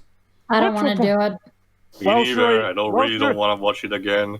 Well, Shuri, if you want to understand Justice League when we eventually get to doing that for, the extended edition... She can just watch it on her own, Jova. I don't have rage issues. Okay, can we have a spin-off movie with Huntress? yeah, I Yes, honestly... please. Again, I Shit. wonder... I can't help but wonder, was this movie supposed to be a springboard for spin-offs all around here and there? Potentially. I can see that happening. Considering the ending, maybe? Okay, yeah, very good job with the left there, Robbie. Almost like she was trying to emulate Arlene Sorkin. it's kind of hard for me to like. Okay, so this movie, like you guys said, this movie can be fun and funny. Well, I can watch fun and funny movies that are much better than this one. So this movie is still useless to me. To be honest. That kind of goes with. It kind of goes without saying that, yes, there are better movies, essentially. What I'm saying is, like, well, in regards to movies, honestly, and hell, even the DCU as general, I would call this overall one of the Wait, doesn't Black Canary have those powers? Or no? Hell, I don't even have supposed to. to. I don't even have to go very far from this universe to watch one of those. I could watch Shazam.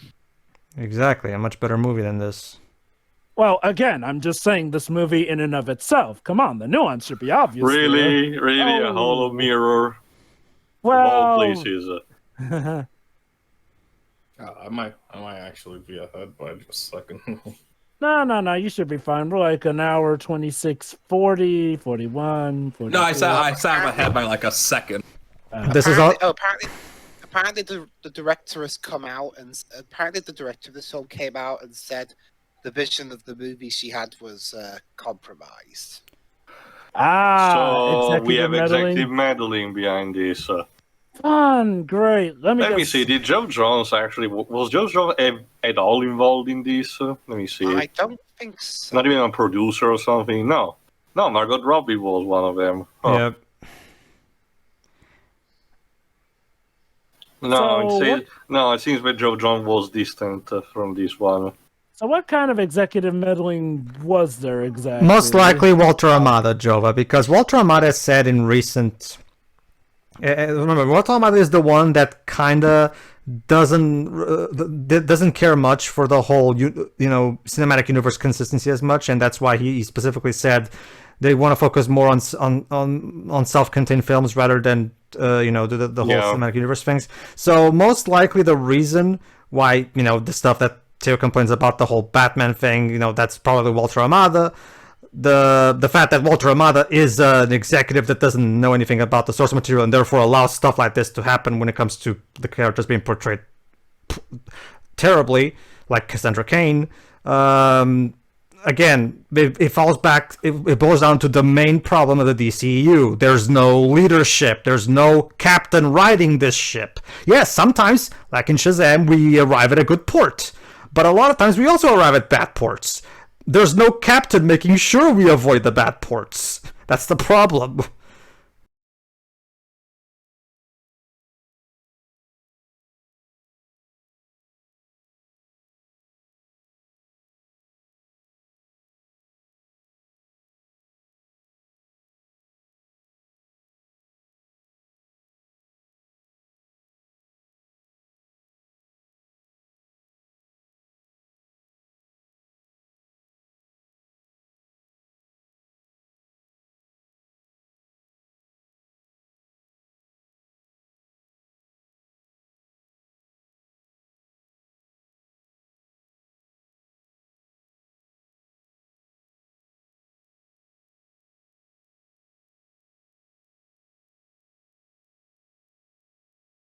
This climax falls completely flat on its face and it bores me to tears because I don't give a This is kind of boring. You have an action. This is also probably the worst fight scene in the entire movie for me, and it shows. Not just that. Okay, for as much as I've been praising the action, in this point, it does seem very downbeat here. And again, it shows one of the main problems with making Cassandra Cain the way she is. The girl can't even really fight in this movie.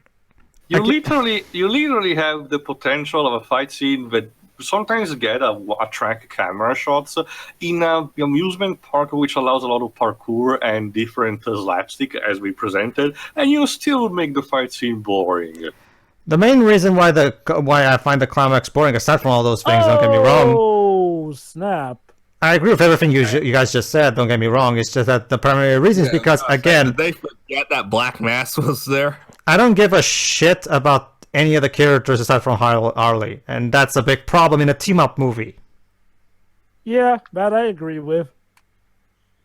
Like, especially with Renee here, like... This is not Renee. This is not Renee. Get us to care about her when she gets suspended. I'm like, well, maybe you kind of did have it coming. And that's saying something because normally the Gotham police are corrupt, but No, they don't even really seem that corrupt in this movie, honestly. Although, to be fair, at this point, Gordon has probably cleaned it up enough so I can understand why they wouldn't be corrupt. Dej. Mm-hmm. You know what Black Canary reminds me with this look that she has in this key scene? I'm scared that I think I know, but go ahead. Christy from Tekken. Was that what you were thinking, Ditch? Oh my god. Because she starts doing capoeira to everyone. Oh, now she uses it. Finally! About fucking time. So, Dinah, honest to God question. Why the hell did you not do this earlier? I can think of so many times when this would have because come of in that, handy. Jova, she gets exhausted. Remind me again. Maybe I missed it. Did the movie even establish how she has that ability and why? No, they just showed that I mean- she was able to break the glass. Yeah, that.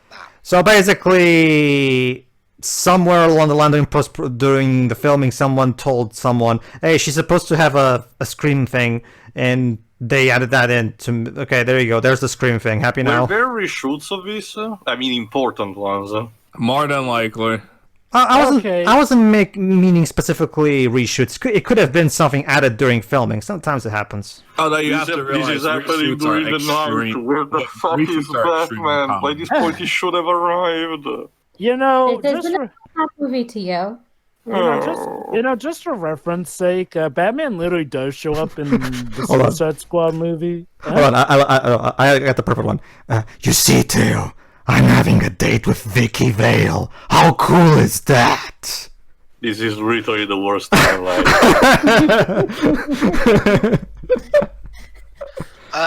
Or either that. No, guys, I got it.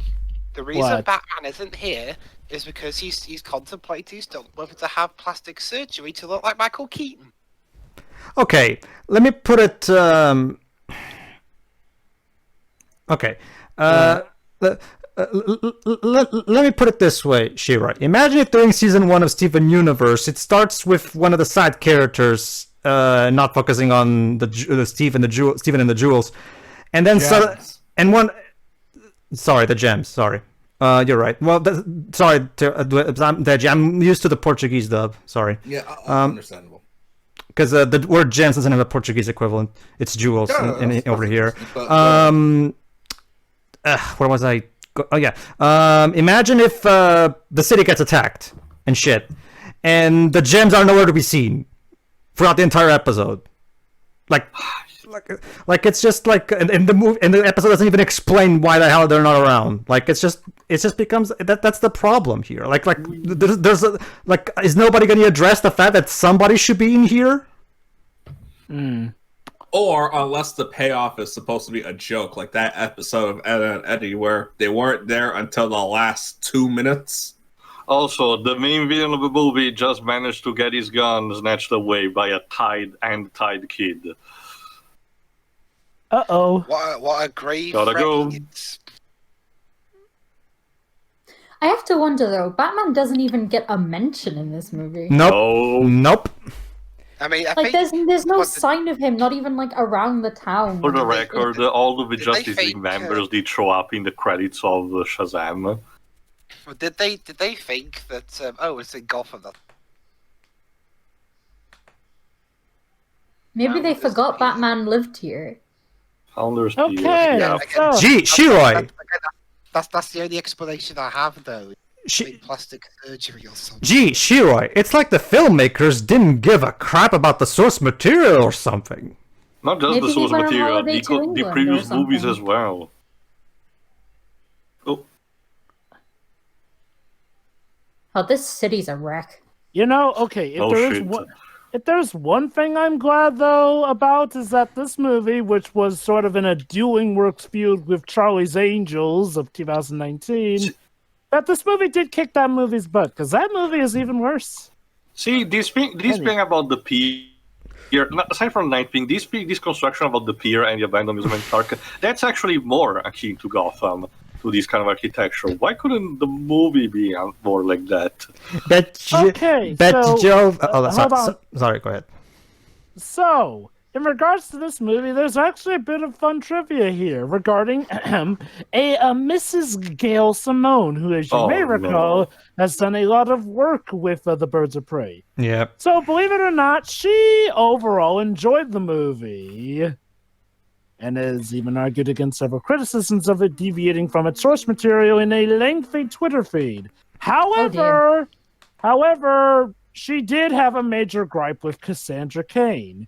She found the character within the context of the film enjoyable, but argued that she shouldn't have shared a name with an otherwise fundamentally different character. She said, and I quote, "It's possible that they didn't want another voiceless Asian, flawless goddess assassin, and that's perfectly fair, but it would have been the same movie character if they had named her her Nancy Flugenbottom, not Cass." Basically, yeah. Gail Simone can be snarky like that. Oh, there you go. See, you see that all that. I don't care. All that bonding time between Harley and Cassandra. Sorry, whatever long bottom that Jova said. All that bonding time, all building up to this scene. You see? What? This ring up. Oh dear. It tied to a grenade. Okay, that was legit funny. Yeah. And Killer Croc has dinner for tonight and he doesn't know why. Lovely. It's a surprise meals. That's fun. What the actual hell was that? They blew him up. They blew up Ewan McGregor. The kid hijacked a grenade. Don't worry, he'll reincarnate as a... I'm sure. Anakin then says, "Now who has the high ground?" Ooh.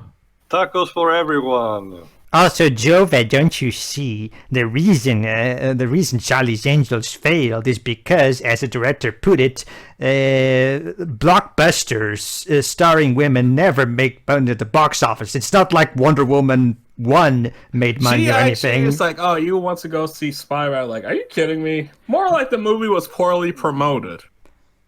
Yeah, no, that's what I was saying, Deji. That's what I was saying, Deji. Her attempt to justify it can be incredibly easily disproven by just, what about Wonder Woman? Like, seriously, Wonder Woman made like, what, $1 billion, I think?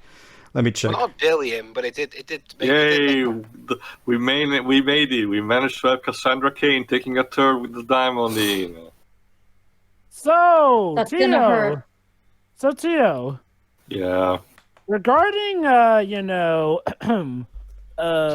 fact that Renee Montoya does not appear to be gay, apparently some people on the team were actually teasing the idea of Dinah and Helena getting together. Well, they did say the assistant DA was her ex. Specifically, Mary Elizabeth Winstead and Journey Smollett Bell.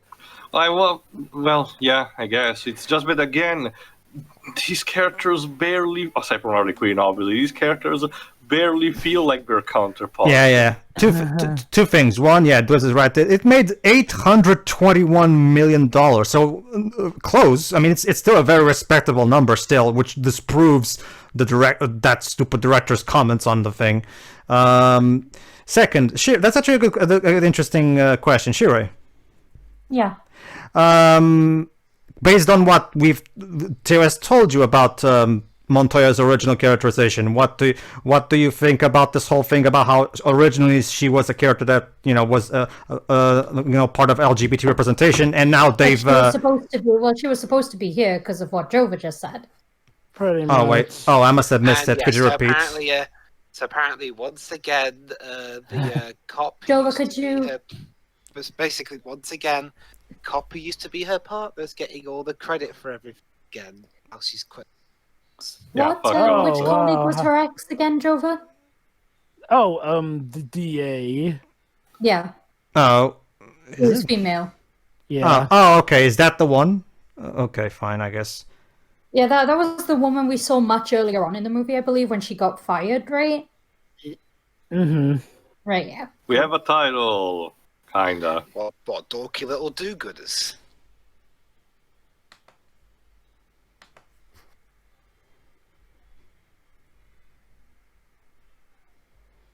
baddest motherfuckers. No, that's not how you do it. You should have said. You should have done it the way. Bam. Biggest motherfuckers. Biggest Hey, look at motherfuckers, that, exactly. Bruce survived. Yeah. Honestly, Pedro, when it comes to LGBT representation in the DCU, I'm gonna have a little bit more to say about Wonder Woman when we get to that shit show. Oh no!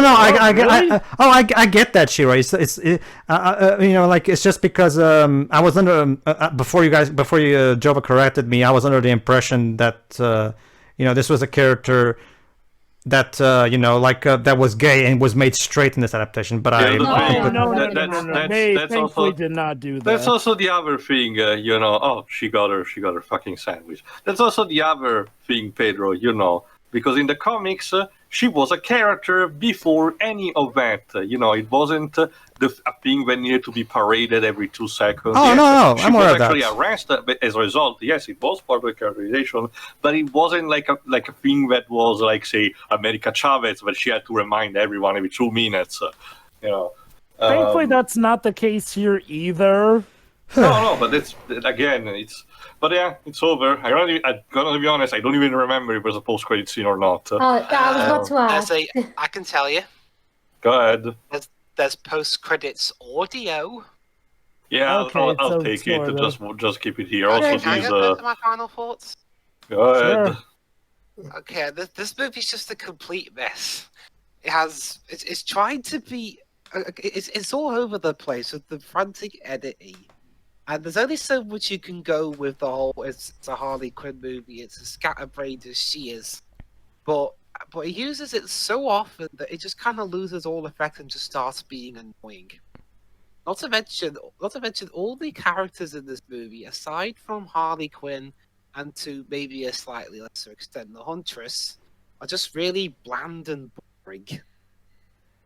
And I mean, I like Ewan McGregor as an actor, and I'm not saying he can't play a villain, or like he's not allowed to play villains or anything. That'd be silly. But this particular villain he's playing is, again, I don't know what he's supposed to be. 1 minute he's a psychopath, and the next minute he's doing. There was that weird scene with the dancing woman on the table, Yeah, goes absolutely nowhere. and I mean, I don't know. And again, I mean, I don't know what's with him. He cuts people's faces off, but he wants to But he also wants to get a diamond to get money, I guess. He also makes masks out of people's faces too, apparently. That's barely touched Jova, to be honest. Yeah. I mean, he does that like 3 times, maybe, and that's all in one scene. And everything. Okay, I'm not a huge fan of the whole telling the story mixed up in the first place, and this movie does not help that. I don't think.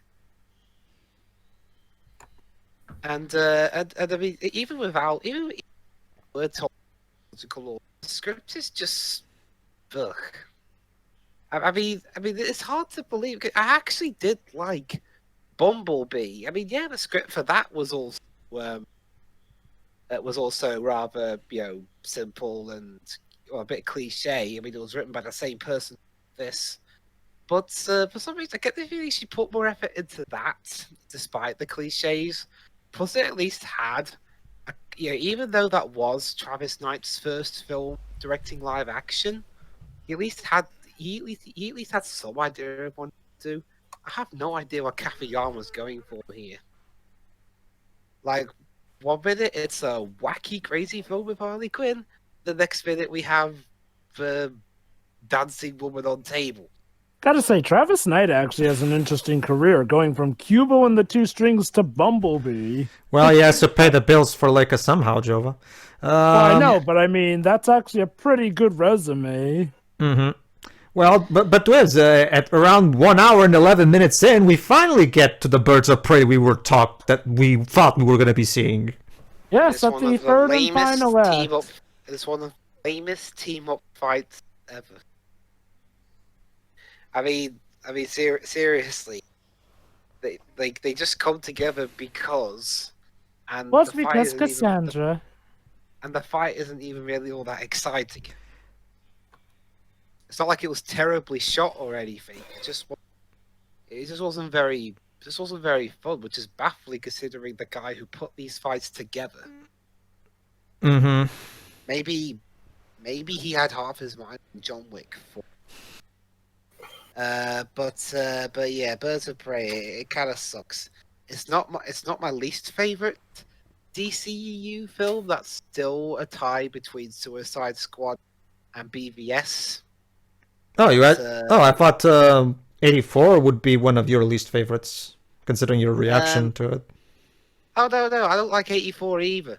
It's just I think those two are worse Sure. on a technical level.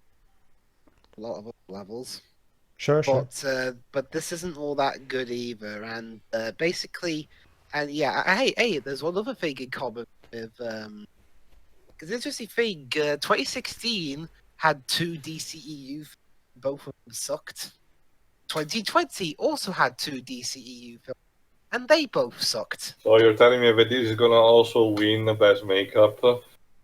Oh God. Yes, probably, and also, I guess maybe the DCEU. Actually, no, I would say don't have 2 DCEU films a year, but 2017 had Wonder Woman.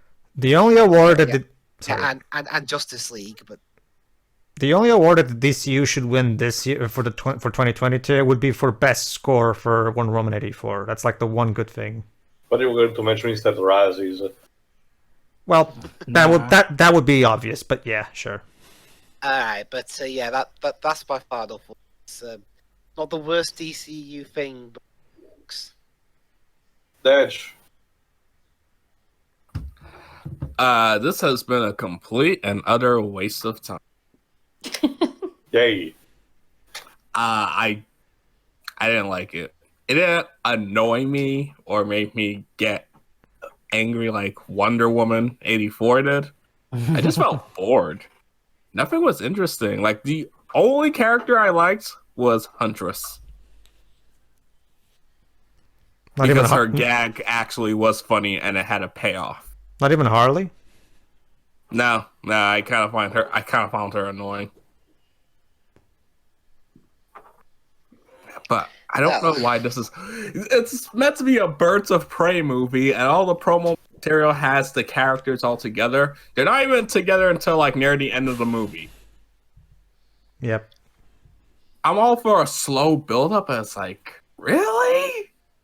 And why are we doing this thing where it's like it's all told out of? It's trying to be like a Tarantino movie where it's trying to be told out of order, but it's like, no. Oh, what's happening? Hold on. Oh. Carry on. What? That's the audio. What? That's our Batman reference. So there you go. Oh, so Fuck you this did movie. actually get... I didn't even wait in the cinema for that. Wasn't worth it. It wasn't. No. Keep going, Dachi, or you're done. It just feels like a filler movie that was made because they wanted more Harley Quinn. Mm-hmm. I'm fine with more Harley. It's just the context of this movie just wasn't good. Mm-hmm. I don't like it. Very eloquent. I remember when we did the podcast for Wonder Woman, Pedro was telling me that this movie was worse. I'm like, no. Well, actually, nothing. well, here's the thing about Birds of Prey. Like, see, the thing is with this movie is that I didn't enjoy anything. Yeah, I'm done with my final thoughts, so you might as well just start yours. Yeah, Yeah, sure. go on, Pedro. Why not? Sure, let me just answer Deji. Well, the main reason why I enjoyed this movie less is because I don't like anything about it, period. Whereas with Wonder Woman 84, I like the score and the action scenes. So you don't like the action scenes in this one either? I enjoyed them, but not as much as 84's action scenes. Sure.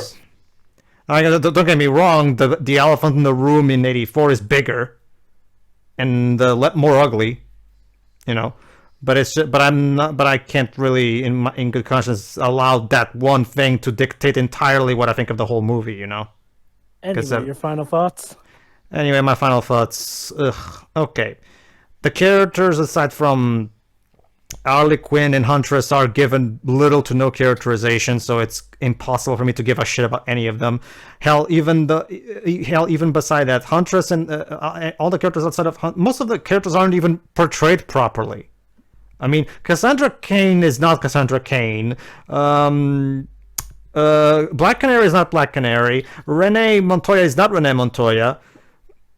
Hey guys, you know all those characters from the comics that that form that group called Birds of Prey? We're finally making a Birds of Prey movie, but only 2 of them behave like they should. Really? Enjoy? Question mark. It's just, and even if I take away the source material, like I said, it's just doesn't work as a story. It doesn't work as a story. I'm not gonna say that there's no funny bits in it as well, but for me, when it comes to this, but the problem with that is that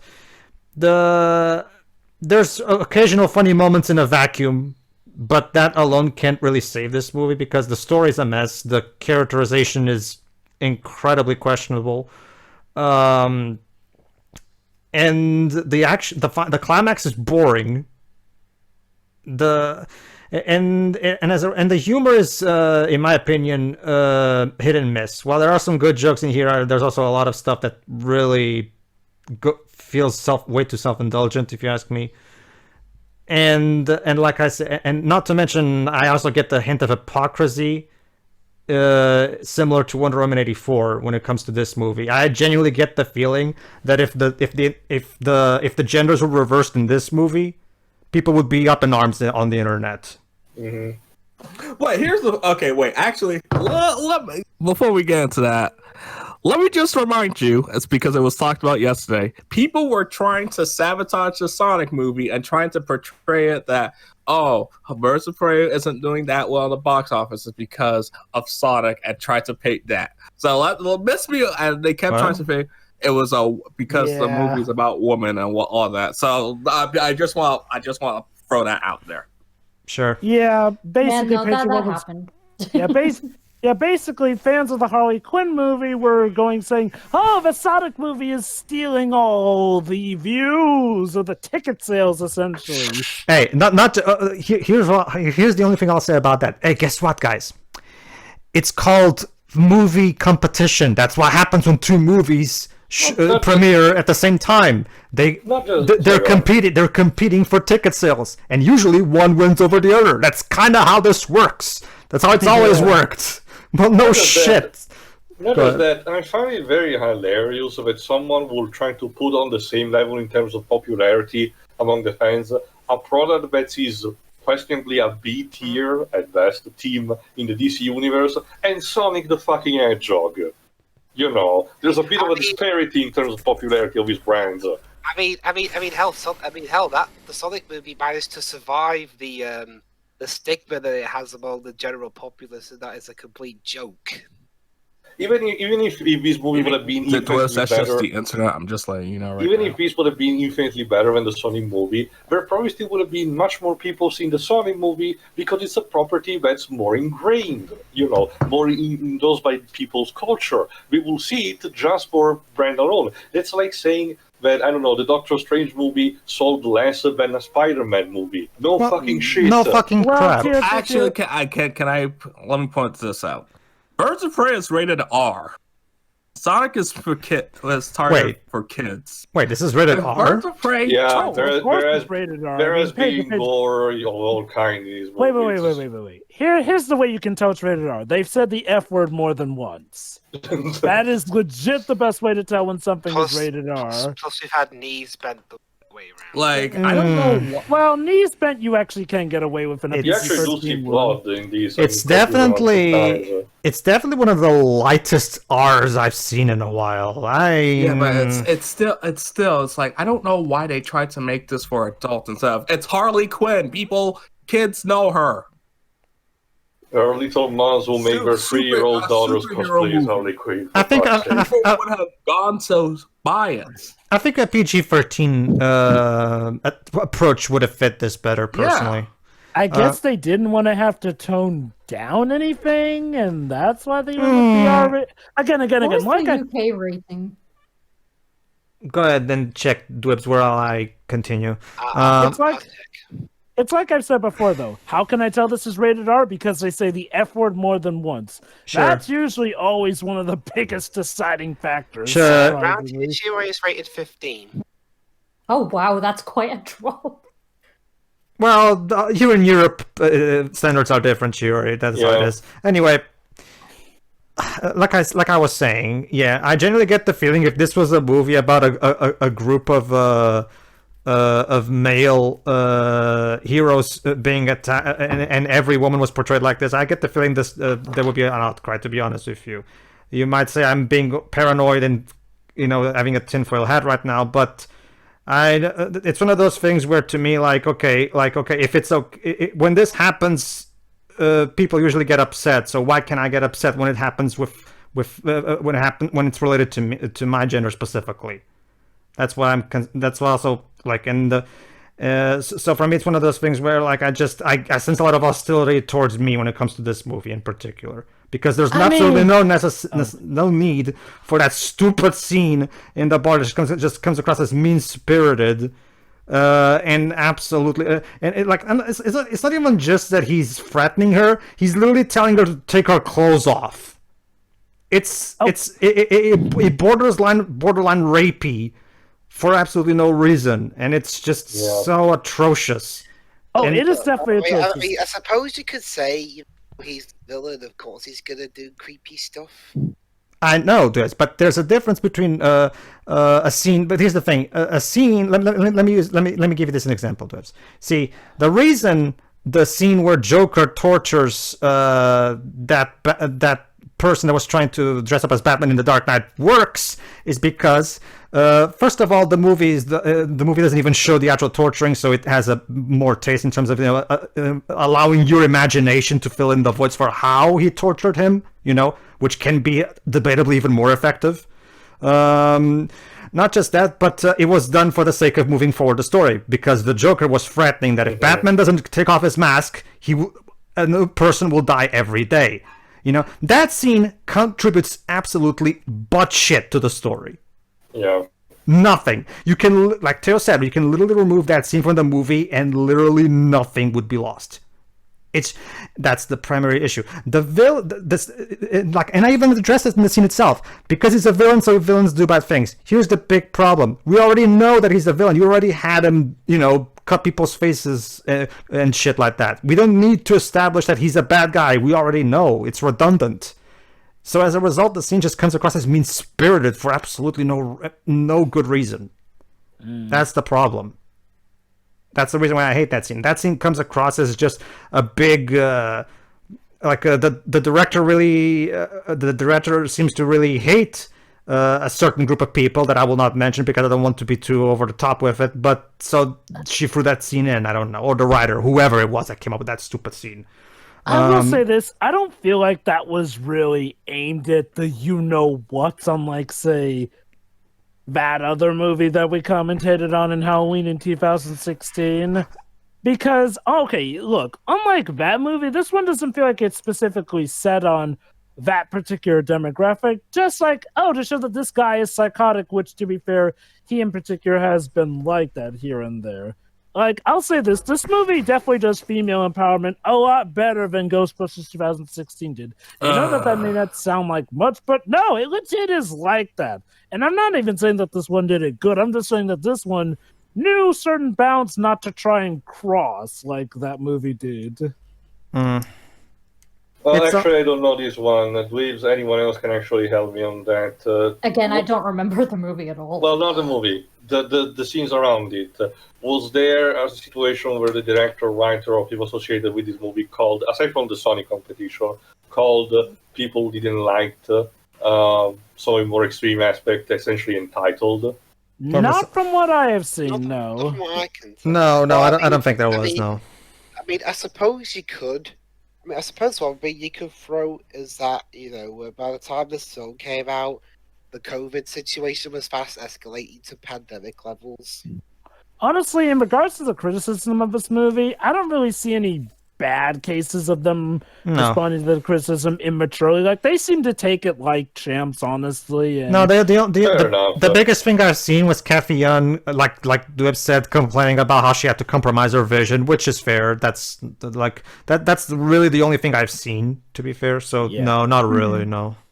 yeah, trust me, too. It's not like they've been going, "Oh, your Snoke Fury sucks" or anything like that. That's a good segue into my next point, however. Yeah.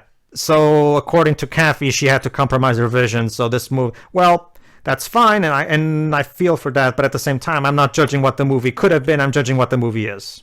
So yeah. Oh, well, that goes without saying. I know, but I just want to get that out of the way, just in case. It's one of those cases where the movie has so little to in terms of entertainment factor that it's just when it's not being boring, it's just being outright baffling or just outright obnoxious to me. And it really is one of those cases where Margot Robbie is wasted. Who plays the Huntress?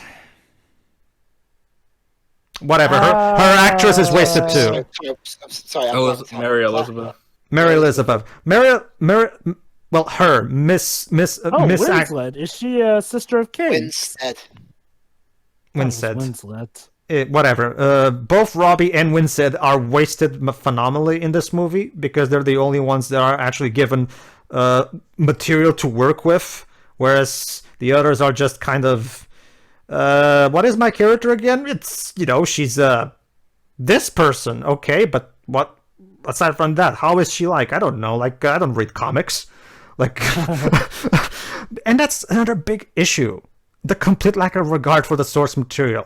And, okay, I want to make sure to make this clear that unlike some people, like I'm guessing maybe too, I'm not as close-minded about staying close to the source material as some people are. I'm okay with changes, as long as there are changes with a purpose, and as long as they still tell a good story, and those changes lead into good stories, I'm a bit more open-minded. Of course, it varies from case to case, of course. This is one of those cases where it made absolutely no sense to change Cassandra Cain into this, because they did... Okay, you turned her into a child thief that talks. Okay, cool. What are you going to do with that? Have her swallow a diamond. And have her poop out that diamond in the end. Was it Yeah, worth? haven't you seen Gone in 60 Seconds? Like, okay, see, Also, here's we're the gonna have thing. her bond with Harley Quinn, which I guess means that Harley Quinn is kind of Cassandra Cain's surrogate mother. So Here. what the hell is she gonna grow into now? I'm wondering. Here, allow me to prove my point quite clearly. Like, if you go back to the comics, Bucky, from the Captain America series, in the original, in the way Joe Simon originally created Bucky, was Joe Simon still writing it at that point? I haven't looked into that. The point is, when Bucky was introduced, he was a kid, just a kid's sidekick. He wasn't the taller, stronger character that already knew Steve before he got the super serum. So when you get right down to it, the Bucky from the MCU is pretty much a very, very different character from how he was originally created. And I still love that movie to pieces. In fact, I actually prefer the MCU Bucky over the original Bucky, because it's a better character in general. So it's not like I'm not open to change, I am. But it has to be change that is done with a purpose and still creates a good story out of it. And this Also, I don't think they want to have. I believe Disney doesn't want to have like, oh wait, there's this boy that kills people, in a war. Yeah, let's not. yeah. Well, what I guess Pedro. Well, okay, I get what Pedro means, but that proves also the point. Changes, especially like that, usually happens with the thought process of we're doing the change because something in the original, was wrong, and we want the change has to happen to make the character better. Sure. If that comes to basically against a character that, when you get down to it, the things you're about to change don't need to, because if it ain't broken, don't fix it. That is what presents a problem. Well, that's what I was saying. Yeah. No, go on. Sorry. That's what I was saying too. Like, they took a character that was awesome in the comics, like you said, and they completely turned into something different, and to to add insult to injury, they did nothing with this new Cassandra Cain. So what exactly was accomplished with this? Oh, she's now Harley Quinn's sort of daughter. So again, I'm wondering. Which is why he's apparently not showing up in the Suicide Squad.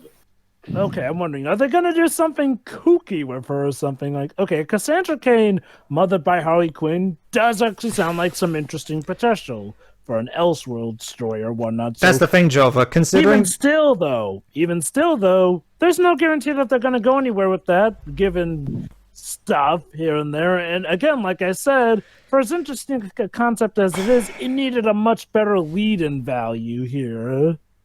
That's the thing, Jova. Considering the mixed to negative reaction overall that this movie got from audiences,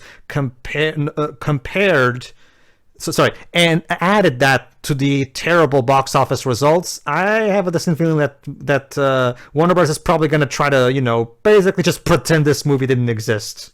Basically, probably. I could see them maybe retconning some stuff here and there, but yeah, I could see them...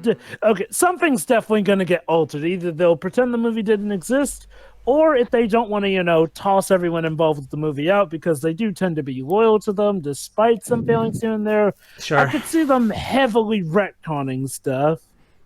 Sure. Okay, so basically, the basic point is this movie is really fucking bad for two reasons. One, it completely spits on the source material. Second reason, it's just bad on its own merits, even if you ignore the source material.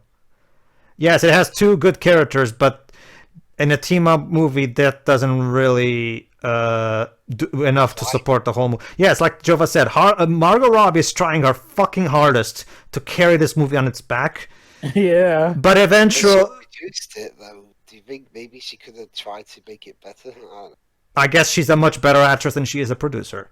It's like I said, the role of producer varies wildly. It can range from, hey, I supported this financially, to, I got to call the shots here, to, well, it's more like a partnership or something, just to have your name I'm just on giving it. the paychecks. Pretty much, yeah. See, here's the thing. I was already a fan of Margot Robbie even before she became Harley Quinn. Watch her in Wolf of Wall Street. She's great there as well. She's a great actress. Yeah, for a second I thought you were going to say Neighbours. I don't think I've seen that. It's the soap opera she was in before she became a big Hollywood. Well, I don't. Never heard of that one. Yeah, I don't think I've even heard of that. It's Australian, so all Australians. Sure. Oh boy, an Australian soap opera. The point is, it's not even anything to do with Harley Quinn. I like Margot Robbie. I liked her before it was cool to like her. Because remember, her big movie before Suicide Squad was Wolf of Wall Street, which, being a Martin Scorsese adult-only movie, of course, it's not going to have the big, wide audience appeal of all ages that a comic book movie would have. So I liked her before it was cool to like her. So it's not even a Margot Robbie. I love Margot Robbie. Given how big a success Wolf of Wall Street was, you'd think that she would be well spread known from that too already. Well, no, that's the thing, Joe. Now she is. I mean, obviously, Suicide Squad was her big break into blockbusters. Oh, it was. Is this Holly's actress or? Yes. Yeah, Margot Robbie. Yeah. Basically, I'm one of. I hold the distinction of liking her before it was cool to like her. Basically, much like I liked Heath Ledger before it was cool to like him. So, yeah, he was great in Brothers Grimm. Well, I was talking about Brokeback Mountain. That's a great movie. I know. I also watched Fate of a Night. Mm-hmm. The point is, Heath Ledger did great as Joker because he was a great actor. It's just that simple. Anyway, the point he was, at least, sadly, it's a shame. But anyway, the point is,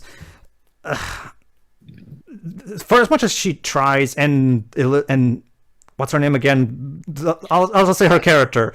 Huntress they can't just really... call her Royal Pain. The story issues really are way too heavy for them to carry them completely. Especially considering how boring the climax is. It really becomes... Are you insinuating that she's Royal Pain from Sky High? Yeah, that's her. Oh my god, that is her. and that's a tie-in. The point is the movie just completely fails because it has, to me at least, it has way too much weighing it down. Yes, it has two bright spots, but there's way too many issues in it for me to really consider this a success. And yeah, if considering the fact that Birds of Prey 2, the originally planned Birds of Prey 2, is now heavily in question, I'm not gonna lose my sleep over it if it does indeed get canned, to be honest with you. Because I'm not... okay, maybe if they get a different writer and director, maybe. But not with these people. I don't want these people handling the Birds of Prey. Because these people don't give a crap about the Birds of Prey. They just wanted to make a generic female empowerment movie that has nothing to do with the source material. That's my sure problem. That this was meant to be a Birds of Prey movie and not just... Again, I always went in with this with thinking that, oh, this is really a Harley Quinn movie. That's, again, but you mentioned at the beginning, Jova. Again, they shouldn't have put the title like that. Then that's like if you ask if the Avengers movie was supposed to be an Avengers movie. You know, like it's called the Avengers. Fantastic. Well, say that again. That's fantastic. Yeah, fantastic. Yeah, fantastic. The fantastic. Yes, exactly. The fantastic fuckers. That's it. I'm sorry. It sucks. I don't like it. Like Deji said. Like Deji said. I didn't like it. Sure. This movie is very, very much all over the place. Its identity crisis aside, the way it's structured is just very confusing. Again, I mentioned the whole, how did I get here moment that's kind of just shoved into the middle of the movie for like a good quarter of it or so. And again, when I was watching that in theaters, I was very confused. Actually, sure, if you'll allow me, give me just 10 seconds. Like I've said, Harley Quinn and the Huntress were handled well. I just wish they were in a better movie. That's the basic... I think that's the best way I can put it. There you go. Go ahead, continue. I'd say I like those two as well. And I do like the surrealism of it, but it would be nice if that was the majority of the movie. Because... yeah, halfway they kind of abandoned the surrealism thingy. Yeah, because I mean, things like the scene that she had where they had that whole, I guess, dance sequence, if you could call it that. Like, that would have made a bit more sense if the rest of the movie was like how the intro made it come across, I guess. It's just kind of... This movie just can't seem to decide on its tone all that much. I like what little we saw of each character, but could we have had more of them in the movie, like throughout all of the movie, please? I mean, the ending feels like a sequel hook a little bit, but we're probably not getting that anymore. So, oops, I guess. Whoopsie. Oops. One does have to wonder again. Who knows? If at some point things just get too out of control here, there's always the good old Flashpoint emergency protocol.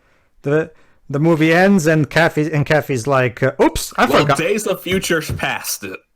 Also, Jova, you are actually absolutely right, but that also sets the tone. After that, it's gonna have to work it. So they're not allowed to fuck up anymore on this kind of level. No, they'll keep doing a Flashpoint every time. If it's not Flashpoint... To be fair, that's sort of what they do with Crisis. It's consistent with what's happening in the DC comics. A reboot every 5 years. Isn't that also how all the animated movies ended at one point? Kind of. Yeah. See, here's the like I said, Kathy, and the movie ends, and Kathy was all like, "Oops, I forgot to focus on the Birds of Prey. Oh well, maybe next movie." Like, seriously. No, Kathy, you should have focused on them here. Just saying. It's like I said, Joe, but like you yourself said, yes, Marvel's captain is not perfect, but we still need a captain, goddammit. Where's the captain? We need the DCU needs a captain. It's that simple. Someone who has. Supposed to be Walter Hamada. That's the thing, Dibs. Walter Amada doesn't know anything about the source material. He's just an executive from the horror division that was brought on to handle the DC films department. That's the problem. He's not a comic book fan like Kevin is. That's the problem. We need someone who actually understands the source material, and there's nobody here commandeering this fucking ship. And as a result, the ship. I kind of rely on you guys for that. So. Well, let me put it this way, Shira. Let me put it this way. You know how much I gushed over Captain America: First Avenger, right? You know why? That's because that movie is a big love letter to me as a fan of the Captain America comic books. I have yet to see a movie in the DCU that reaches that level of wonderful fan service while still being a great movie on its own merits. Shazam. Okay, Shazam, fine. Shazam. Sorry, you're in 2017. Yeah, Jova's right. I'm sorry. It's just I overreacted there. Sorry. Jova's right. I mean, considering how rocky to bad the DCU has been, I don't really blame you for not really remembering everything. It's a heat of the moment sort of thing. Sure. And even then, Jova, now we know that it was probably because of Alan Heinberg that first movie was so great, not because of Patty Jenkins. Oh, Pedro, save your strength. We'll be getting to that movie soon enough. Sure. Sorry, Shira, carry on. No, it's fine.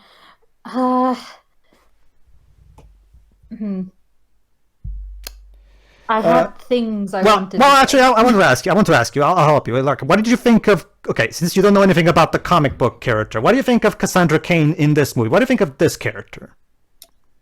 She's fine. I don't hate her. She's just a pickpocket kid. You know, I think it's like Gail Simone said herself, and mind you, Gail Simone does like the movie, but I get where she's coming from. Where the character Cassandra Cain could have been just fine for this movie. Just don't name her Cassandra Cain. Like Gail Simone said, name her like Flu Longbottom or something like that. Make her her own. Make her her own character, because, like, I didn't expect her to be one of them anyway. I thought she was just a kid. That's the thing, Shirai. Believe it or not, the whole Harley taking in a kid under her wing thing, that's been done before in the comics. But guess what? It wasn't done with Cassandra Cain. Yeah, that arc was still well received, but it didn't have to be Cassandra Cain. I just wonder why they picked this character in the first place. Okay. Let me share a bit of a secret, you Shirai. See, the problem with some superhero movie, comic book, film adaptations is this. They either think, oh, comic books, those are stupid. We don't really need to take inspiration from those. But then they can also be like, oh, but we really need a familiar name to get people into the theater. Brand name sells tickets. Case in point, Iron Man and the Mandarin, essentially. It's okay. Again, it's like that example that I'll ask you the exact same question I asked Dwebs. Shiroi, wouldn't it be so really incredibly stupid if someone made a Captain America movie where Captain America is a former Marine who is constantly whining and doesn't really care about serving his country in the military? Wouldn't it be that doesn't sound very Captain America. There you go, Shiroi. Now you know how people feel about this character. That's not very Cassandra Cain. There you go. I get the feeling that at some point we're really going to have to cover the Red Brown Captain. Don't you worry, Jova. I already have an entire list of notes on what I want to say. Don't worry, Jova. I just don't understand is.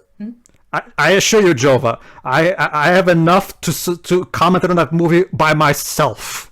You're saying, Shirai? I just don't understand why this entire movie couldn't have just been each of them being introduced via their backstories and then coming together for the rest of the movie. I don't know how they do it, but what I'm saying is, why can't everybody have the same kind of introduction as the Huntress? Yeah. You know what it feels like? It feels a bit like whole Spider-Verse's thing where they went, okay, let's do this one more time. Yeah. Yeah, exactly. Spider-Verse did this well. Why can't this movie do it? And that was the same character technically over and over again. You have different characters at your disposal. Yeah. But about that one club scene, it really is completely. It's a sore thumb like in terms of everything else, because Yeah. okay, yes, he's the villain, and villains do shit like this, but as I said during the movie, I think the face slicing kind of got he slices faces. We get the message. Yeah, exactly. That's what I said, Sheila, in my final thoughts. It's thematically speaking, it's redundant. We already know this guy is a psycho. We don't need this scene. Like, he slices faces. I don't understand. I think face slicer and murder of everyone beats just by a bit, actual misogyny. I don't know about you. Let me put it like this. It's like if you added onto Michael Myers' bio, he's an incredibly insane killer. Oh, by the way, he was also mean to his sister as a kid. Just to point out that he is the villain, of course. The reason I like the scene really does stick out, and as Deji said, it's a really terrible portrayal of somebody's paranoia. But I don't think that the directors had any ill intent with the scene. It's a stupid scene, but I don't think they were particularly hating men with this, because the thing is, and I discussed this with Pedro very early on, like not long after the movie was released. All the other men in this, like, we can debate about the shop owner a little bit, but in terms of the other men that we saw throughout the beginning of the movie, each of them were people Harley had actively wronged. So they all had a reason to basically, want her head on a platter. So, like, this one dude being this terrible, like, misogynistic sack of shit, it is a terrible scene. Like, I completely agree. But I don't think this is a showcase of the director's views in any way.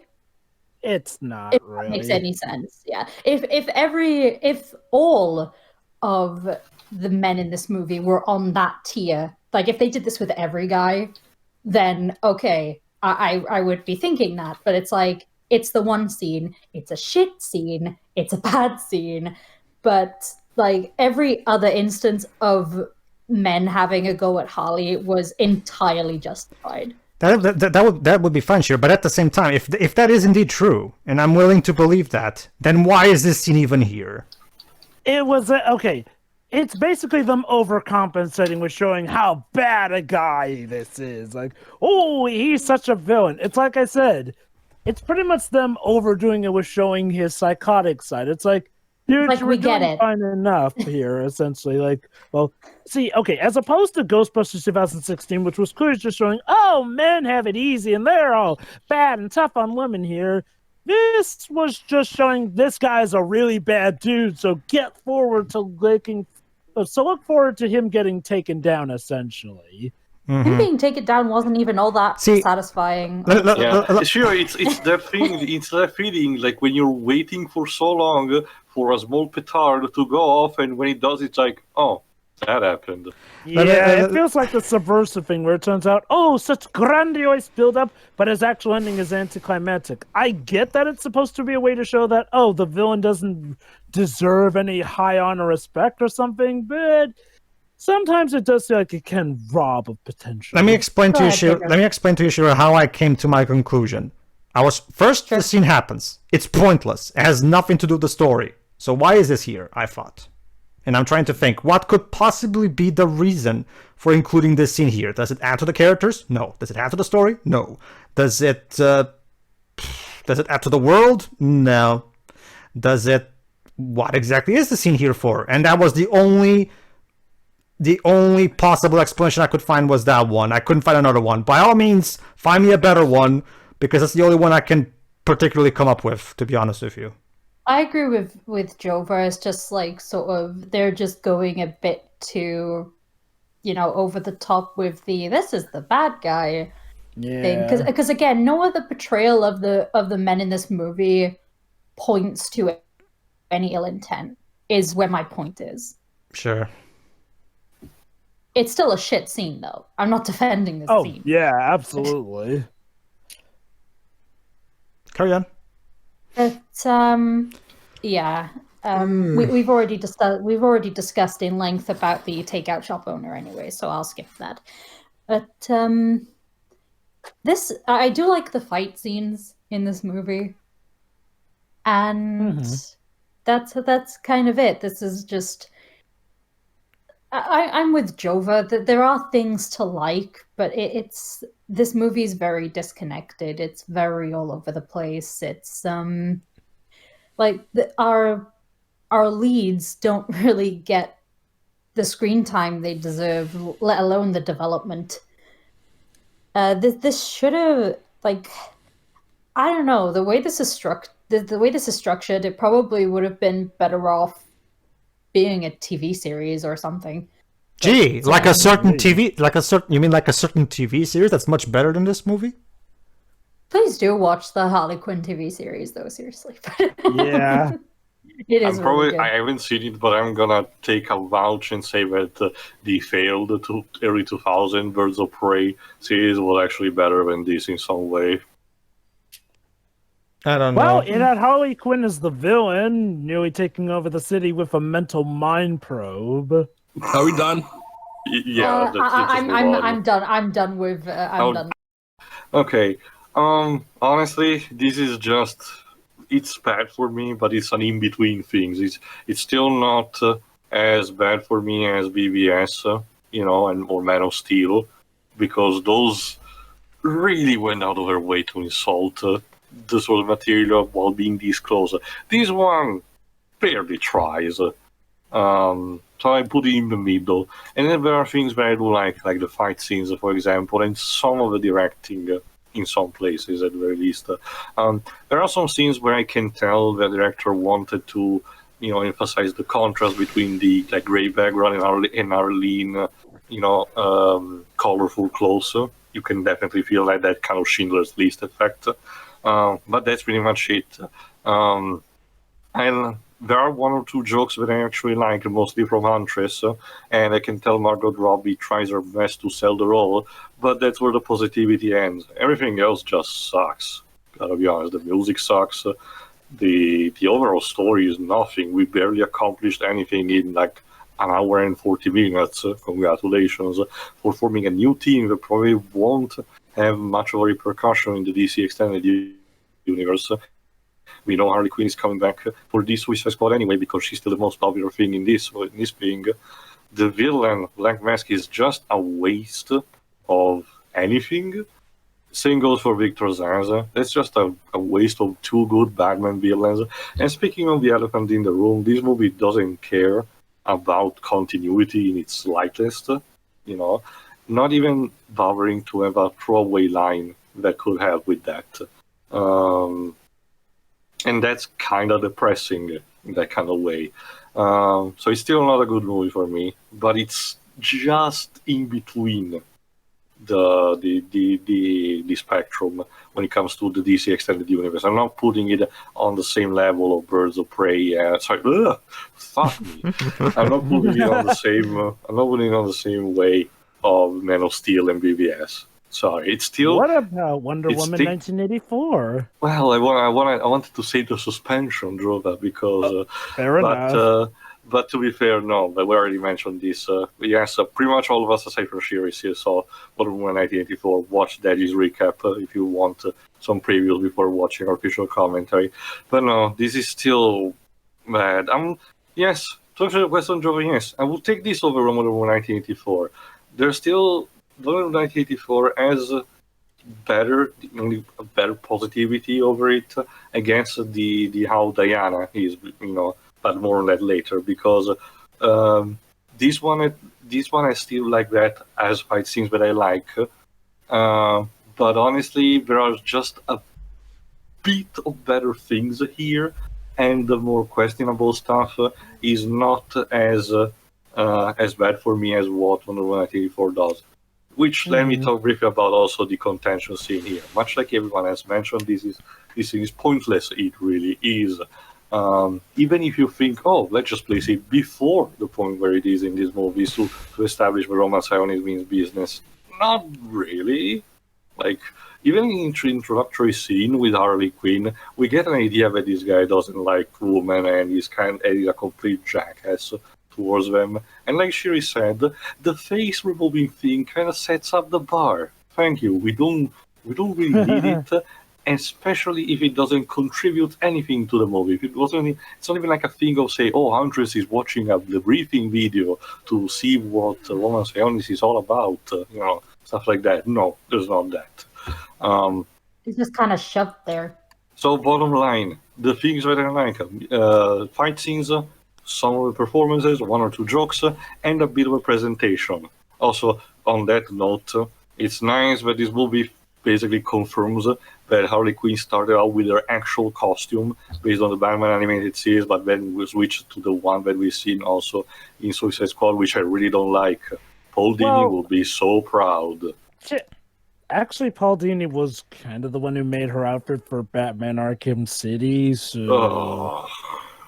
Hey, I like that one. No, it can't beat the classic for me, Jova. Sorry. Okay. To be fair, I think it's like Linkara said. The reason that people are fine with her going with a more skimpy outfit in like stuff like the Harley Quinn series is that it shows her differentiating herself from being the Joker's side piece. Essentially, I'm gonna be like in the middle of that. I like her Injustice costume, if that's any worth. But I'm digressing. Which one? The alternate universe one. The standard one from the Insurgents. Whatever. The point is that, again, I like these few things in the movie. Everything else just sucks, and this movie is not only forgettable, but probably you don't really need to watch it if you're interested about the continuity in the DC Extended Universe. So that's good news. Sadly, probably not so much for the next movie in line, but first, Jova, go ahead. Okay, I'll say this. I'm pretty much with Shiroi and Tio on this in many ways. I'll say this. Ironically, having watched this again, I can safely say that, yes, I think this is a better movie. This is a better movie than Wonder Woman 1984, essentially. I prefer it overall as a package here and there, and it doesn't have a particular scene that makes me sick, and that's saying something considering the elephant in the room scene for this scene is just all kinds of wrong, which I will get to. But overall, this movie, I view it more in the middle of the road, and I'm going to say this, leaning more towards the positive. Now, that is not to say that I want more movies like this. No. It's just that this movie manages to have enough good that I can say I enjoyed it more than I hated or disliked it. I am, sadly, though, disappointed in the long run, though, that this isn't as good as it could have been. Like, okay, let's start off with the obvious things. Margot Robbie's back must have hurt from how much she carried this movie. Jesus Christ. As for the woman playing Huntress, she's pretty good. I mean, to be fair, all the actors in this movie are good and are properly doing their roles here and there. The issue is what the script calls for here. Like, yeah, I would agree. Even the directing seems fine. The problem is, once again, mainly the script here and there. Like, I feel like they should have just advertised this as mainly a Harley Quinn movie. That was meant to springboard the Birds of Prey film, essentially. Which I sort of get that they're trying to maybe hint at with the original title, but again, maybe it's a funny joke in some areas, but that may legit confuse people and others here and there. Just saying. The music is fine. The action scenes are definitely part of the best things of this movie, essentially. I really do like how creative and whimsical and, well, downright action-packed they can get, especially with stuff like Harley Quinn's own arsenal of her makeshift weapons here and there. Ranging from very lethal to not so lethal, but hey, they may poke your eye out, but she'll be fine overall. Just with an insanely bad headache and some broken legs and arms. Yeah, that is one thing. They definitely got Harley Quinn down pat for this movie. Right down to her psychosis, and now she's going like, oh, I'm better, but the movie still remembers that she is effectively a villain overall. Because, that's one thing. We can't just absolve her of everything. Like, it's not even like she's an anti-hero. She's a straight-up villain. Like, Yeah, pretty much. So kudos to the movie, definitely running with that.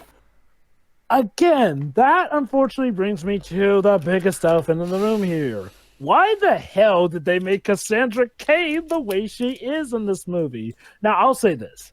It is still not as up in your face as it is with worse examples here and there. But, okay, so it's not as bad, but in some ways it's more baffling. Like, it seems like they didn't even really care was that particular character. Like, did you really just add that name to give more ticket sales? Which the answer to that is probably yes, because yeah, I can't think of any other reason unless, like I said, this is supposed to be a big springboard into spin-off after spin-off here and there. Now, I am interested to see where Harley raising a kid goes. I honestly am. But the movie is a goddamn mess. It is all over the place. And yes, Harley Quinn's psyche, that works for part of the film, but for other bits, it can start to get a bit annoying here and there. As for our villain, like I said, like the movie itself, he's relatively fine, building up his madness.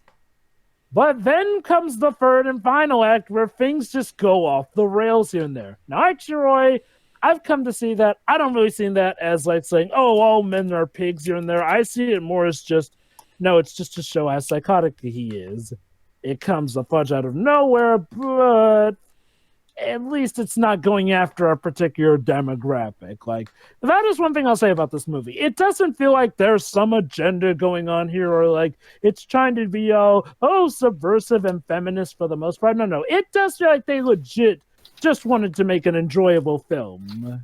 And I'm so glad, because it is practically a subgenre with terrible movies trying to act all about female empowerment, but in reality just making things seem worse. Like, yeah, girls, you can be the same as boys so long as you were chosen by a goddamn phoenix, which wasn't even in your original tale here, but Disney included to add it there. I wonder what you're talking about. I wonder. Probably Game of Thrones or something. Anyway, though...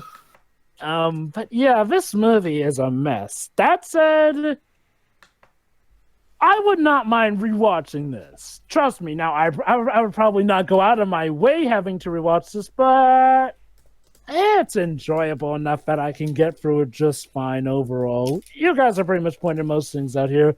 I will say this, though. I do wish that they had done more with Huntress, because her whole shtick with trying to act all badass and edgy only to get subverted by the comedy of the film, it's actually pretty genius. And again, a lot of the jokes do work.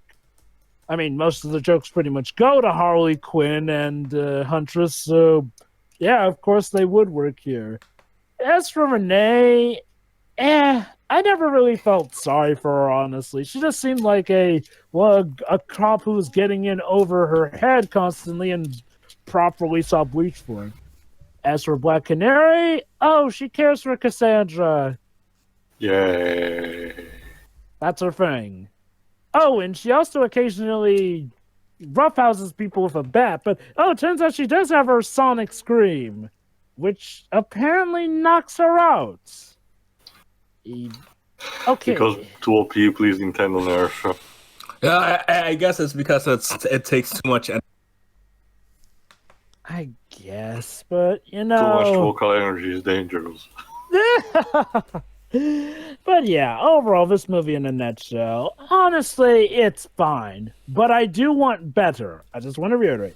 I find it a fine movie, but that doesn't mean I don't think that they could do better. No, they could do far better. Hell, The Suicide Squad, and by that I mean the sequel, because that's what it's named, The Suicide Squad, instead of just Suicide Squad. The Suicide Squad is already looking to be a lot more interesting, honestly. And that's not just because James Gunn is in charge, but no, the roster and the looks in the trailer all do seem promising with it. I'll just say this right now. I'm just glad that this movie wasn't terrible, because if there's one thing I'd hate to see go down the drains with this particular universe, it would be Harley Quinn herself. And, well, as of Wonder Woman 1984, I guess we can say Harley Quinn is the moral high ground on Diana. For a certain reason. One that will not be diverged here. So stay tuned for that. Yes, it could be coming as soon as tomorrow. We'll see. See ya. See ya.